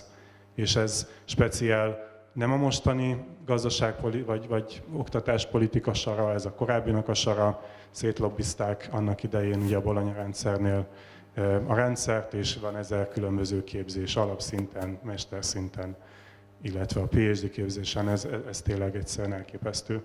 És azt gondolom, hogy teljesen egyetértek az előttem szólókkal, hogy ezen valamilyen módon csökkenteni, koncentrálni, minőséget javítani kell, mert ezek a doktori címeknek igazából abban a nemzetközileg használt értelemben, hogy ezek valami fajta nemzetközi szintű kutatómunkára hatalmaznak, vagy tesznek képessé, ezek nem ilyenek. Azzal együtt, mint amit mondtam korábban, hogy az amerikai top PhD végzősök semnek a nagy része sem fog nemzetközi kutatómunkát végezni, de képes arra, hogy befogadja ezeket az új eredményeket, képes, hogy használja ezeket az eszközöket, és képes kommunikálni mondjuk a Bernanke-vel, aki ugye egyébként Princetonból ment valóban tudomásom szerint a Fed elnöki székébe. Azok az emberek, akik Bernanke alatt dolgoznak, kb. 6 szintig lefelé, azok mind olyan PhD-vel rendelkeznek, hogy képesek a Bernanke-vel kommunikálni, és ő is megérti, hogy mit mondanak. Csak néhány dolgot. Az egyik, ugye én bátorkodom az Arihoz hozzá szólni, ugye, és lényegében helyesre egyetértek azzal, amit mond, és a jelenlévő diákjaim a tanúk arra, ugye, hogy én mindig azzal kezdem ugye ilyen vonatkozású kurzusokat, hogy ugye a gazdaságnak, mint társadalmi létszférának a fogyasztó igény kielégítése, a társadalmi igény kielégítése a feladata, és ugye ebből levezetjük azt, hogy ezen belül az üzleti vállalkozás az egy olyan keret, amelyik mai ismereteik szerint ugye leghatékonyabban piaci feltételek mellett tudja ezt az igénykielégítést elvégezni. Tehát magyarul az a bizonyos keret, amire a Péter az elején beszélt, amit a közgazdászok meghatároznak, az logikailag egy társadalmi kiindulópontból előbbre való, mint az, hogy jön a biznisz. Tehát ilyen értelemben levezethető belőle. Ez egy másik kérdés természetesen, hogy ezzel ennek után nem engedhető meg, hogy összemossuk a kettőt, mint tudományterületet, mert teljesen eltérő paradigmarendszerből, más módszertannal közelítenek a problémákhoz. Az, hogy a közös gyökerük, vagy a közös, milyen forrásuk megvan, az teljesen egyértelmű, és azt hiszem, hogy ezzel egyet is lehet érteni. És ami a közgazdaság, a fejlődés kérdését illeti, ugye én azt hiszem, hogy azért nem lehet a közgazdaság, ugye én amatőr vagyok közgazdászként, bár eredeti képzettségem az, de nem lehet azzal vádolni, ugye, hogy nem fejlődött volna az elmúlt fél évszázadban mondjuk nagyon jelentősen, és hogy az, hogy 4 lábú asztalt csinálunk, az azt gondolom, hogy nagyon is igaz, de ugye, hogyha belegondolunk, hogy milyen 4 lábú asztalt használtak ugye az ősemberek, meg ugye mondjuk semmilyet, igen. Egy tervező irodának a mindentudó asztalán most mi van a kettő között, eltelt néhány évszázad vagy évezred, és nagyon eltérő egymástól. Ugye én nagyon emlékszem rá, hogy én annak idején milyen büszke voltam arra, hogy mi játékelméletet tanultunk a 60-as években az egyetemen, ugye akkor más volt egy kicsit a képzés, ugye amelyiknek ugye 46-ban jelent meg ugye a Neumann Morgenstern könyv, ugye csak 10-valahány évvel később mi már tanultunk játékelméletet, meg tanultunk egy csomó mindent. És hát ugye most is lehet, a közgazdaságtól most is hozza be ezeket az újdonságokat, itt a behaviorizmusról volt szó, tényleg nem lehet tudni ezekben az újdonságokból, hogy mi lesz. Azt már tudjuk, hogy a játékelmélet beépült, és felhasználta azokat a módszertani, meg társadalomtudományi alapokat, amik előtte megvoltak és semmire épült, ezt már tudjuk. Azt majd meg fogjuk tudni, hogy éppenséggel az ágens alapú közgazdaságtan, vagy a magatartási alapú az mit fog kihozni. És ezen belül pedig még egy külön érdekes dolog az, hogy pont most indítunk a rajkollégiumban egy olyan kurzust, amelyiken a közgazdaságtan és az üzleti gazdaságtan konvergenciáját próbáljuk meg megnézni, éppen abból a szempontból, hogy ha egyszer mind a kettő azt írja az zászlójára, hogy én Herbert Simonból indulok ki. Aki közgazdasági Nobel-díjas volt, és én behaviorista közgazdász vagyok, és kísérleti közgazdász vagyok, én meg erőforrás alapú vállalatelméletet csinálok, meg mit tudom, én most nem akarom ragozni, de ugye most is meg lehet találni a mai kutatósi szférában azokat a közös megközelítéseket, amikről érdemes együtt beszélni. Tehát a dolgok összeállnak, az egy másik kérdés, hogy a mi oktatási rendszerünk ugye ezeket vagy nem tudja, vagy nem, inkább nem tudja tudomásul venni, és hát ezért aztán nagyon kevés jele van neki. Köszönöm. Most elkezdem eltolni ugye a konstruktív részére a beszélgetésnek, ez a mit kell tenni, meg milyen válaszok lesznek a különböző változásokra, meg eddig felmerült problémákra. Akkor szerintem gyorsan körbenézek, de gyorsan. És akkor azt mondom, hogy még azért ebbe a körbe akkor megint legyen egy ilyen átkötős harmadik körünk, hogy ugye a második blokk, ez az aktuális változások, meg aktuális problémák blokk volt, amiből már ugye jó néhány előkerült itt a hozzászólásokban is, meg a beszélgetők között is, akkor egy-két olyat kiemelnék, amiről még nem volt szó, és hát, ha úgy erre reagálnátok. Ugye volt szó a hozzászólóknál is a Nemzeti Bank megjelenéséről a képzésben, ennek milyen hatásai lehetnek-e jó hatásai, mik lehetnek a rossz hatásai, hogy fog ehhez viszonyulni a szakma. Amiről nem volt szó, általában a sorozatban itt a több vitában megjelent ez az OTKA átalakítása és a tudományfinanszírozás átalakítása, csökkenti ez a kutatói szabadságot, vajon befolyásolja ez majd így a itthoni kutatók munkáját, és akkor utána pedig teljesen kinyitnám majd a kérdés számotokra és maga a hozzászólóknak is, hogy akkor mit kell tenni. Ezek közül van-e, amelyikről van gondolatotok, Istvánnak odaadom akkor az MNB képzés kapcsán a mikrofon. Köszönöm. Ez magas labda volt nyilván. Jó, az OTK-ról nem tudnék nyilatkozni. Most tegnap adtam el az életem első OTK-ját, és majd meglátjuk, hogy mit jelent ez a változás.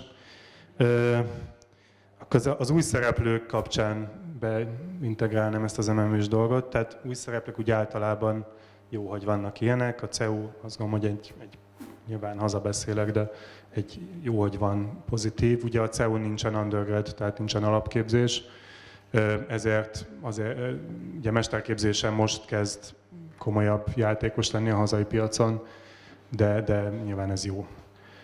Az ELTE-kon is jó, nem tudom mennyire számít újnak, örülök, hogy van, és nagyon-nagyon pozitívnak gondolom, amit csináltatok az elmúlt évben, mert az IBS-ről igazából nem sokat tudok, de az is nagyon jó, hogy itt nem tudom én se annyira, hogy mennyire kapcsolódik a többihez.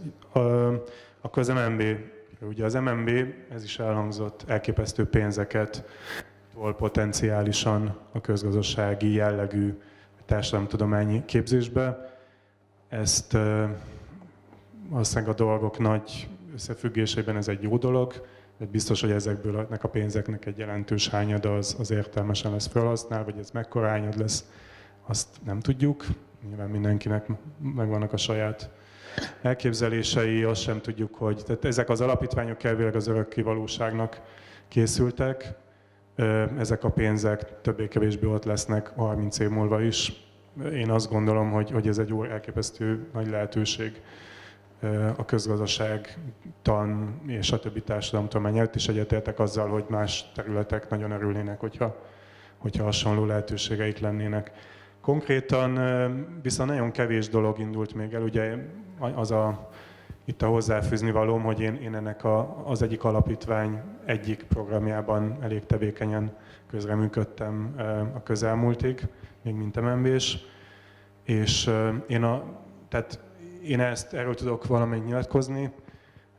Igazából nem nagyon láttam, hogy nagyon beindultak volna a többi, tehát hogy ez a pénzosztás igazán beindult volna. Úgyhogy ezért nagyon nem tudjuk megmondani, hogy mi lesz a hatás. Az egy program, amit ugye kollégákkal együtt én csináltam, az egy PhD, közgazdasági elméleti makropénzügy PhD kiegészítő ösztöndíj program, ami ráépül ez működik, ráépül a hazai közgazdászképzésekre, heti egy nap intenzív oktatást nyújt nekik, és plusz ösztöndíjat. Erről azt gondolom, hogy ez egy jó dolog, nyilván én tevékenyen közreműködtem benne, tehát vicces lenne, ha most nagyon negatív lennék. Ez jó dolog, remélem ez folytatódni fog, és egy kicsit ugye olyan ambíciója is volt, hogy segítse egy kicsit a szétaprózott PhD képzéseket, egy ilyen közös tudásanyagot átadjon. Hogyha ilyenek lesznek, vagy hasonlóak, akkor jó lesz, de erre szerintem nem tudom még válaszolni. Értem a szkepticizmust, és hogy mondjam, rövid távon én is osztom, de a lehetőség az mindenképpen óriási. Úgyhogy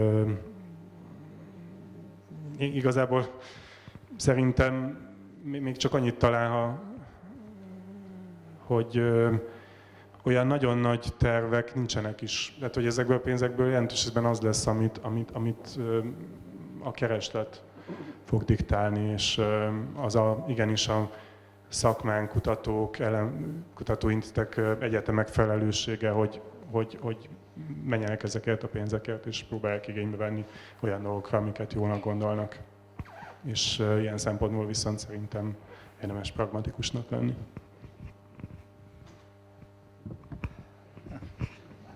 Ez nem egy kedvenc témám nekem. Nagyon nehéz benne, ugye, hogy is ilyen érzelemmentesen állásfoglalni, de ugye két dolog van. Az egyik ugye az, hogy az ember alapvetően nem ért egyet egy politikai irányvonallal, aminek az eredménye az, hogy ezek az alapítványok létrejöttek. Most ez egy tétel, ami nagyon-nagyon súlyos, egyet nem értés és idő. A másik pedig az, hogy már annak idején is baromira szégyeltük, de a KISZ pénzéből éltünk az oktatás ifjúsági mozgalmában a 70-es, 80-as években, és ugye ezekből a pénzekből szerveztük azokat a táborokat, amiknek az eredménye aztán végül is hozzájárult ahhoz, hogy a rendszerváltás bekövetkezett. Nem ezekkel döntöttük meg a rendszert, természetesen hát kellett Gorbacsov is, meg mindenki más, aki szóba került. De ugye tudtuk akkor is, hogy helytelen, hogy a Kommunista Ifjúsági Szövetség pénzzel bennünket, de ott volt a pénz, sehol máshol nem volt pénz. Tehát én nem tudom elítélni azokat ennek kapcsán, ugye, akik a Nemzeti Banknak a pénzét használják, ugye, ha azok értelmesen vannak felhasználva. Hát ahogy a KISZ is megszűnt, lehet, hogy az unortodoxia is meg fog szűnni, meg itt tudom én. Ugye a társadalom az valahol a túlélésre van berendezkedve, a Tiananmen téri gyilkosokkal is leült az Egyesült Államok tárgyalni, után nem sokkal, tehát ennél sokkal nagyobb disznóságokat is elviselt a világ. De hát lehet, hogy én már túlkoros vagyok, aztán túlságosan nagy a tolerancia benne. Ezzel együtt nem bocsátom meg azt, hogy ezek létrejöttek, ezek az alapítványok.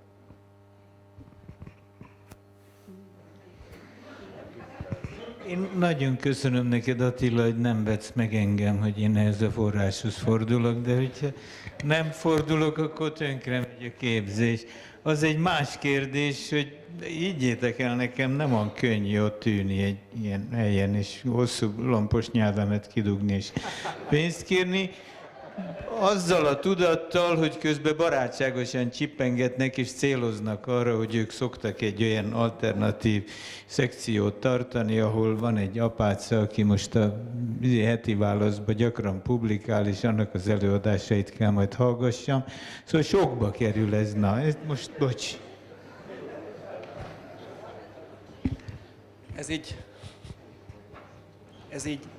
Ez a fele tényleg így rossz beszélgetés, és szerintem nem erről kéne szólnia.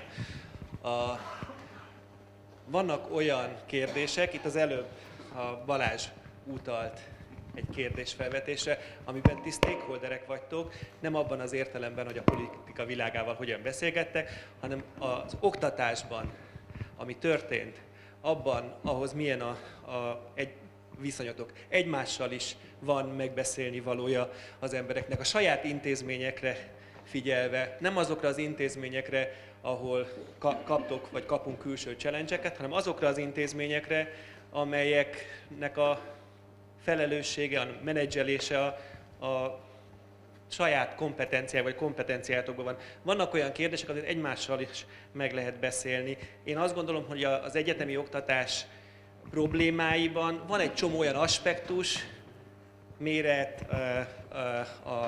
a teljesítményhez kötött finanszírozás, akár olyan témák, amikről közgazdászként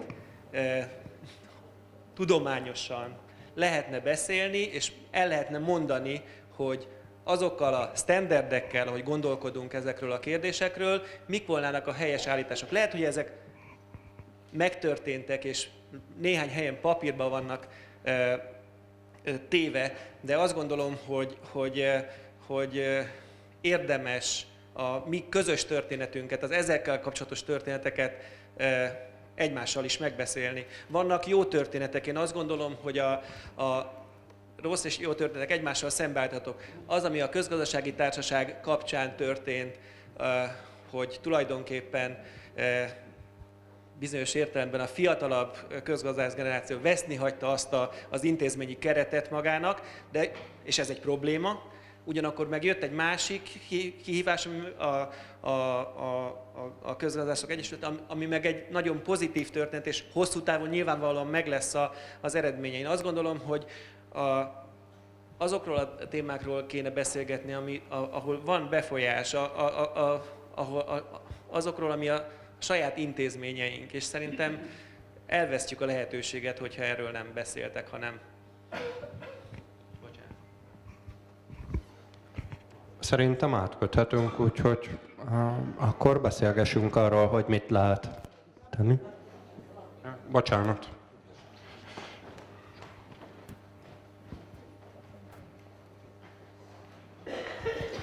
Hát én a Matolcsi ügyhez 2-3 mondatot tennék hozzá. Az egyik az, hogy az érvelések azok a Kádárkor mélyébe vezettek engem, ahol ugye abból indultunk ki, hogyha van pénz, és fel tudjuk használni valahogy becsületes jó célra, akkor nem fogunk finnyáskodni. Amit az Attila elmondott, ez bevált. Na most azért még nem vagyunk ottan, vagy én remélem, hogy nem vagyunk ott, és ezért azt mondom, hogy az egyik baj ezzel a hihetetlen mennyiségű pénzzel, ami a szakmánkra dől, hogy abszolút nem transzparens, hogy mi van, ezt te is elmondtad, fogalmunk sincs, hogy mire, ki, mit, hogy fog felhasználni belőle. Egy dolog viszont nagyon veszedelmes, ugye ki van mondva, hogy a alapítványt alapító és a kurátorok egy bizonyos ízlést preferálnak egy másikkal szembe, olyan irányzatot támogatnak, amely nem olyan, ami mostan van. Most próbálom nagyon finoman leírni. Most ez az ideológiai doktrinációnak a formája, el kell nekik majd mondanom, mind a Kádár korszakban, hogy én valójában marxista-leninista képzést szeretnék, csak Samuelson fogok tanítani, vagy mit tudom én, Max Weber. Ez szörnyű. Ez a minden a demokrácia, vagy a szabad tudománnyal ellentétes tendencia, hogy valaki az ízlését rá akarja nyomni egy szakmára, és ehhez hatalmas pénzzel rendelkezik. Ezt a pénzt használja mindenki, ahogy akarja, lehet, hogy még én is fogom használni, mert egy rohadt pragmatikus alak vagyok, de akkor is szörnyű. Ilyet nem lehet csinálni, és az elmúlt 25 évnek legalább 50 éve nem volt ilyen a mi szakmánkban. Ez egy olyan szakma, ahol békésen egymás mellett éltek az emberek. Én még kisfiú voltam, amikor 57-ben a revizionistákat, a dogmatikus marxisták kinyírták. Azóta ez nem ment. Mindenki úgy valahogy elnézett a másik feje fölött, és élni és élni hagyni elv alapján működött. Ez egy olyan provokáció, ami hát elgondolkoztathat bennünket, hogy mi fog ebből kijönni. Király Júlia vagyok, előttem Laki Mihály szólt, és még inkább előttem Karvalics Ferenc, aki szintén nem mutatkozott be, és azt hittem, hogy ő fogja azt elmondani, amit így ezek után én vagyok kénytelen. Mindketten a Nemzeti Banknak voltunk alelnökei, amellett én a Corvinus Egyetemnek vagyok oktatója, az ELTE-nek vagyok oktatója, és mi oda került ilyen kakuktojásként az IBS-nek is vagyok oktatója. Talán azért került oda, mert én azért vagyok az IBS-en, mert ő van jelen pillanatban a magyar államtól a létező legmesszebb. és nekem bizonyos okok miatt célszerű a magyar államtól létező. Azt gondolom, hogy ami történt a Magyar Nemzeti Bank pénzével, ez így van, az lopás. És azt hittem, hogy a Feri ezt fogja elmondani. Ezt a pénzt ellopták. Ez állami feladat, állami pénz. Teljesen mindegy, mit hazudnak. Nyilvánosan hazudnak. A Magyar Nemzeti Bank eredményéről, nyerességéről, hogy az miből keletkezett, elvonhatja az állam, vagy nem. Ezt a pénzt a magyar állam elvonhatja, törvényesen, és adósságcsökkentésre kellene fordítania, hiszen ez a pénz abból a deviza leértékelésből keletkezett, aminek most a nyitott pozíciót egyébként a magyar állam éppen futni fogja. Hogy ezt miért nem teszi Varga Mihály, azt látjuk a pozíciójánál fogva, a jelenlegi súlyánál fogva.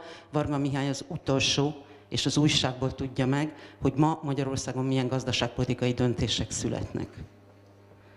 Az, ami történik ezzel a 200 milliárddal, az István nem arról szól, hogy mikroszinten próbáljuk meg jól felhasználni, miközben én sem merném azt az erkölcsi bátorságot venni, hogy bárkinek azt mondjam, hogy ne pályázzatok rá.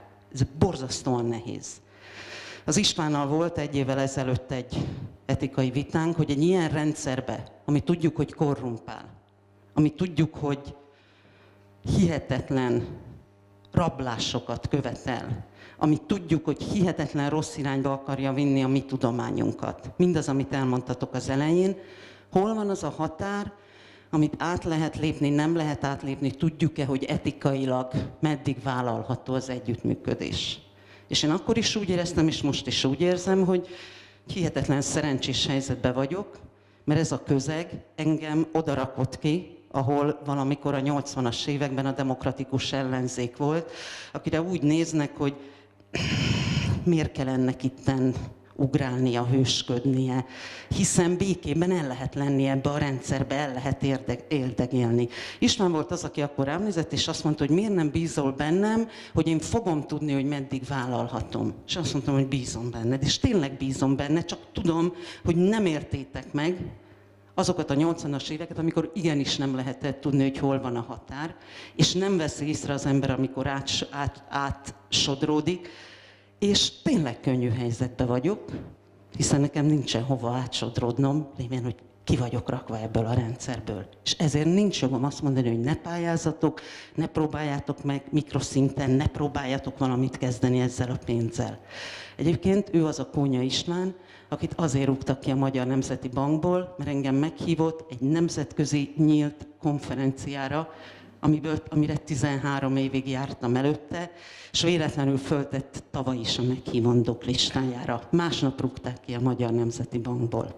Tehát őróla is levették azt az erkölcsi felelősséget, hogy hol van az a határ, amíg még együttműködünk a rendszerrel.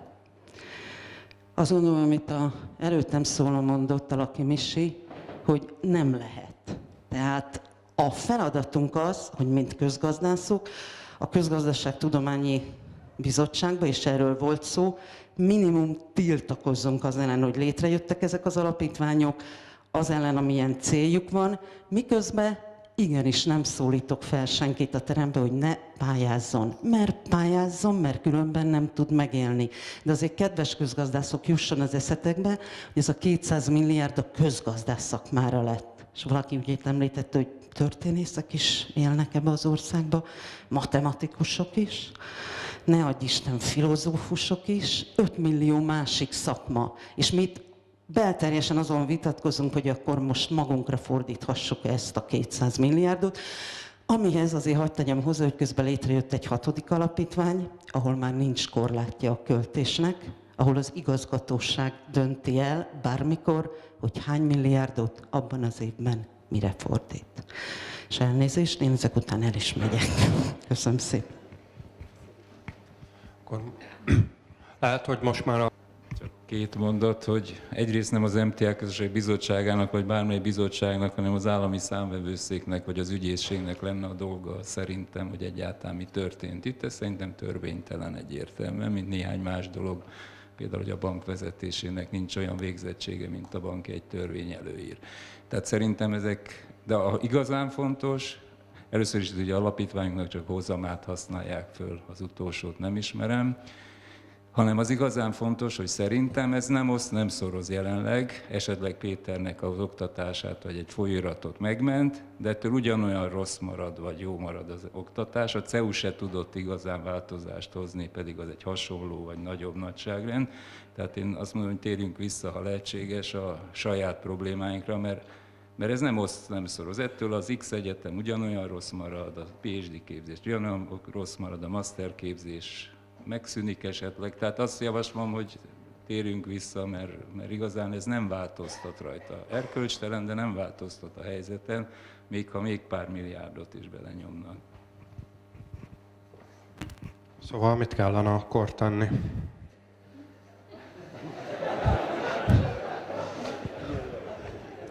És te jelentkezők is kevesebben vannak? Ugye itt írtam témákat is, de igen.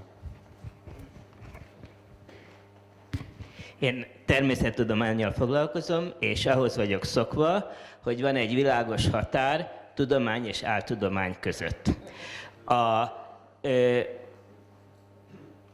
Minden kétségbe lehet vonni, de meg lehet azt is mondani, hogy igen, kétségbe lehet vonni, de légy szíves, tanuld meg a szakmát.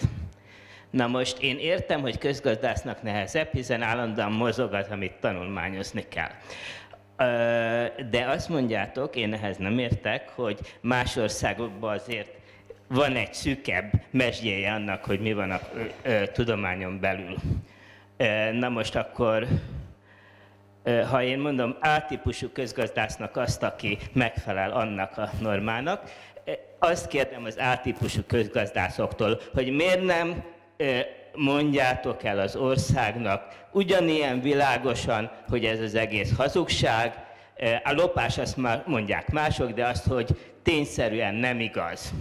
És ez az őrület hosszú ideje jön. Tudom, hogy minden kormánynak volt benne baja, de a Matolcsi következetesen mondja ezeket a baromságokat, még én is tudom, hogy baromság. Miért nem mondjátok el olyan nyíltan, egyértelműen, hogy az ország tudja, hogy ebből egy szó nem igaz? Hiszen honnan tudná az ember, hogy nem igaz? Akkor egy kicsit tényleg elszakadva ettől a témától, de hát az MMB-s dologtól, viszont miért nem mondjátok erre? Akkor Julinak lett volna egy olyan része, ahol kifejezetten megszólítom, de szerencsére itt van az egyik szerzőtársa. Nemrégiben így elég sok sajtóvízhangot is kapott egy olyan tanulmány, amit Magyarország legkiválóbb oktatás kutatói jegyeztek. És együtt írták egy olyan műfajban, amiben talán ritkábban írnak, és arról szólt, hogy így az érettségi az hasznos-e vagy nem. És akkor megkérdezném itt Horndanit, hogy így miért írtatok akkor ilyet? És mi a célotok? Tehát ez a tanulmány, ami igazából egy tanulmány, a Közgazdaságtudományi Intézetnek a műhely tanulmányi sorozatában jelent meg, és 6 társszerzőnk mellé írtuk együtt. Szóval ez eredetileg, ez egy kifejezetten egy policy befolyásoló tanulmány volt, amit nem is egy műhelytanulmány, tehát hogy műhelytanulmánynak íródott, de eredetileg elküldtük az akadémiának. Tehát ez december elején kész lett, és az akadémiába elkezdték köröztetni.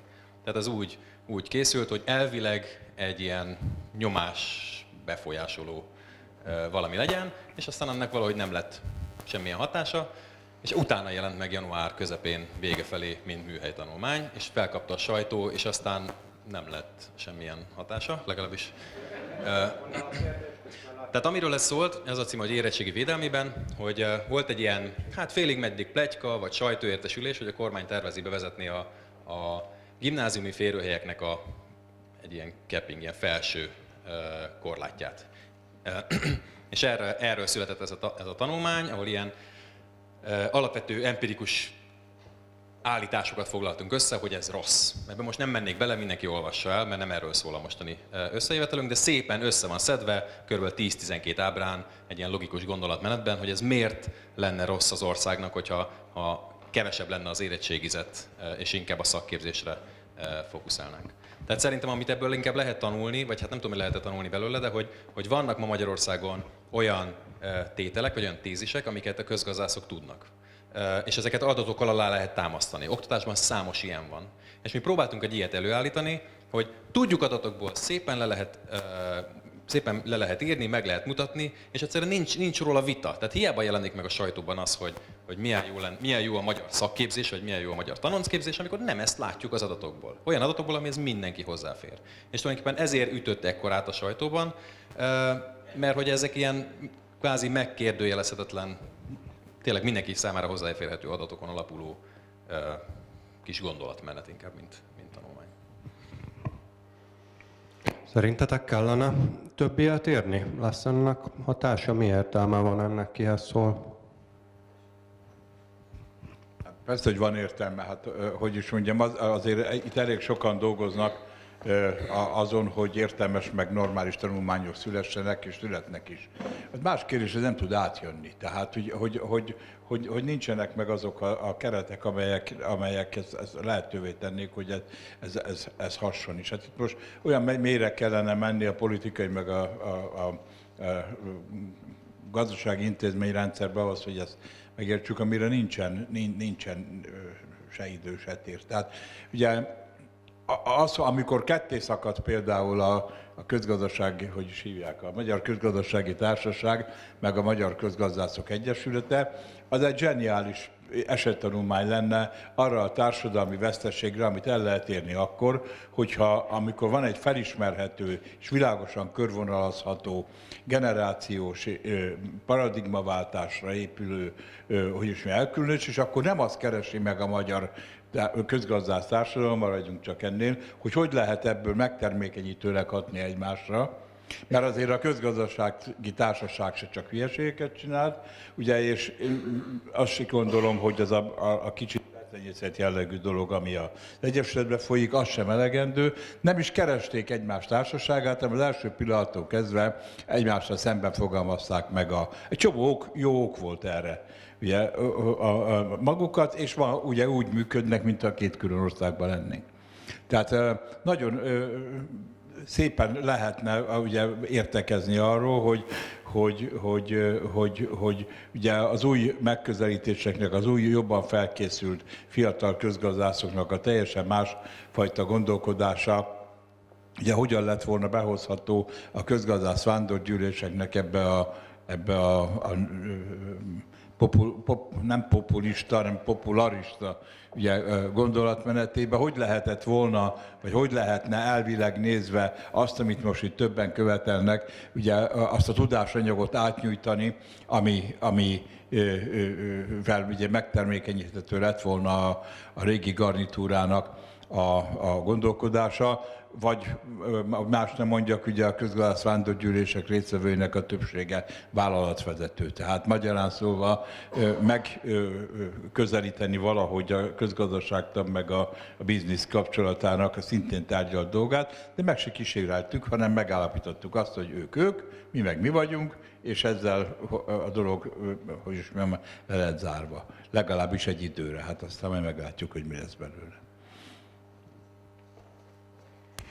Köszönöm szépen. Hát ugye én azt gondolom, hogyha minnyáján a eljövően életünk hátralevő részében nap 24 órájában azt próbálnánk elérni, hogy ugye a legelső kérdés az volt, hogy mennyire tudja a laikus publikum, hogy mik a közgazdaságtan eredményei, tehát hogy ezt elfogadtassuk magunkat.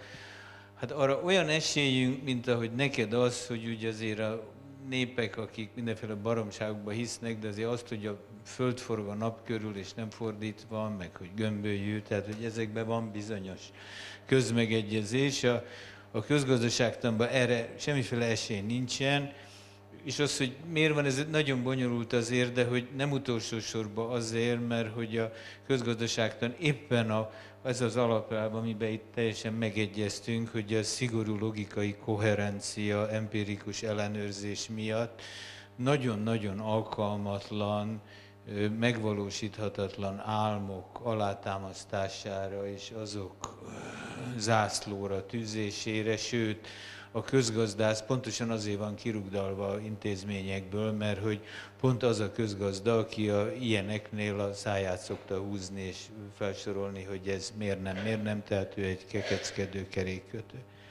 Ezzel együtt az a igény, amit megfogalmaztál, az teljesen releváns, és a teher rajtunk van, és hullámszerűen időnként kollégák rendszerint lelkesedésből és főleg szakmai meggyőződésből, meg felelősségérzetből csinálják is.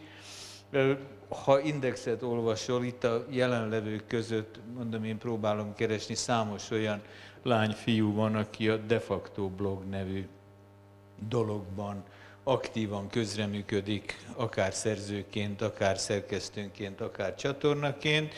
Ugye ez egy olyan blog, amelyik arról szól, hogy bizonyos közkeletű állításokat adatokkal, ábrákkal 3 oldalba bizonyít vagy látványosan cáfol. Nekem jobban tetszők azért azok, amikor ezek a nagy baromságok vannak látványosan cáfolva, de azért nem olyan óriási nagy hatású ez, hogy a piacon is mindenki a De facto blogról beszélne, tehát hogy én persze örülök neki, meg aki ugye az Index bizonyos részeit olvassa, az igen. Az a tapasztalatom, amit a Dani mondott, ugye lehet csinálni blogot, mi is csináltunk blogot, 2-3 éven keresztül a dékánnak meg nem mondjátok, a munkaidőm gyakorlatilag fele abból állt, hogy az úgy elég érdekes legyen. Voltak, akik olvasták, dicsérték, jól esett, addig a lelkesedés tartott. Akkora a momentum sose volt, hogy valaki azt mondja, hogy na figyelj, most akkor én is hozom az én ennyimeimet, és akkor ne csináld te 8 órába, hanem most egy fél évig mit csináljuk. Tehát, hogy elhalt. Hogy ez miért van így, azt nem tudom, és önmagában az, hogy elhal, ez nem ok arra, hogy megint időnként neki ne essünk és álljunk, mert ugye ez tényleg, ez nélkülözhetetlen. És hogy én mindig azt gondoltam, Amerikában volt olyan érzésem, hogy ott könnyű, mert ugye sokan vannak, és a 300 millió embernek ből egy jó milliónak alapfokú közgazdasági végzettsége van, tehát a New York Times vasárnapi mellékletében lehet olyan cikket írni, ami megfelel az alapvető közgazdasági szempontoknak, és ezt elég sokan olvassák. Ez itt eddig még nem sikerült, de hogy ez nem ok arra, hogy ne próbáljuk meg, és mondom, próbáljuk és csináljuk. De akkor én sem passzolom el ezt a kérdést. Nyilván vannak racionális okai, hogy miért. Egyrészt megnyilvánulnak azért közgazdászok, a de factót én is akartam mondani. Minden hullámzó zása ellenére azt gondolom, hogy ez egy nagyon jó irány, hogy adatokból vonjunk le egyszerű következtetéseket. Nyilván megvannak a műfaj korlátai, és ezt próbáltam korábban már említeni, hogy alapvetően a közgazdaságtanban nagyon nehéz egyértelmű nemet mondani. Nagy valószínűségű nemet tudunk mondani, és mondjuk az oktatás közgazdaságtant kevésbé ismerem, de szerintem, tehát hogy nehéz szakmai alapon, nyilván itt nagyon extrém dolgokról beszélünk, tehát azért ezeket a legtöbb anortodox, magyarországi anortodox állítást az nem ilyen, csak mégis a közgazdaságban szerintem van egy ilyen természetes,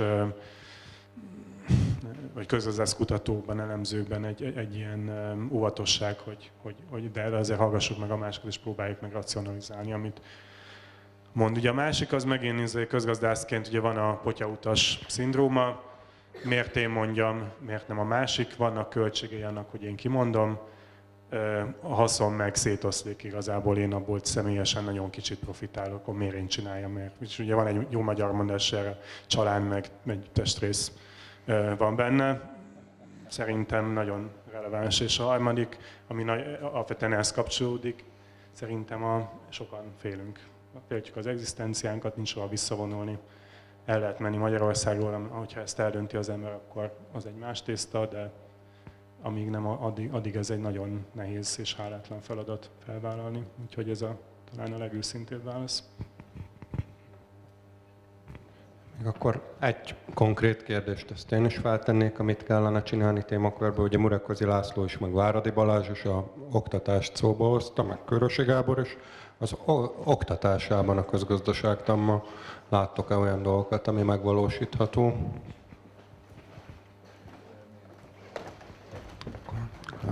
Semmi? Van-e kérdés, még hozzászólás a hallgatóságtól?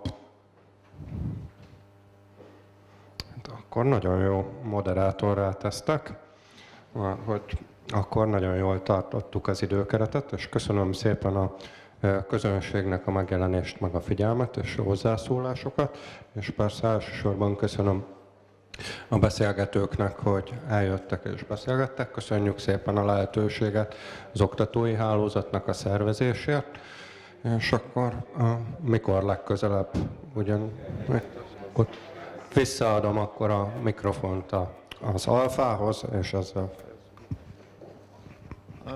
Annyit mondanék csak, hogy a következő vitánk valószínűleg a jogász vita lesz, és utána a pedagógus vita. Még pontos időpontunk nincs, de számítunk mindenkinek a részvételére. Köszönjük szépen, hogy eljöttek.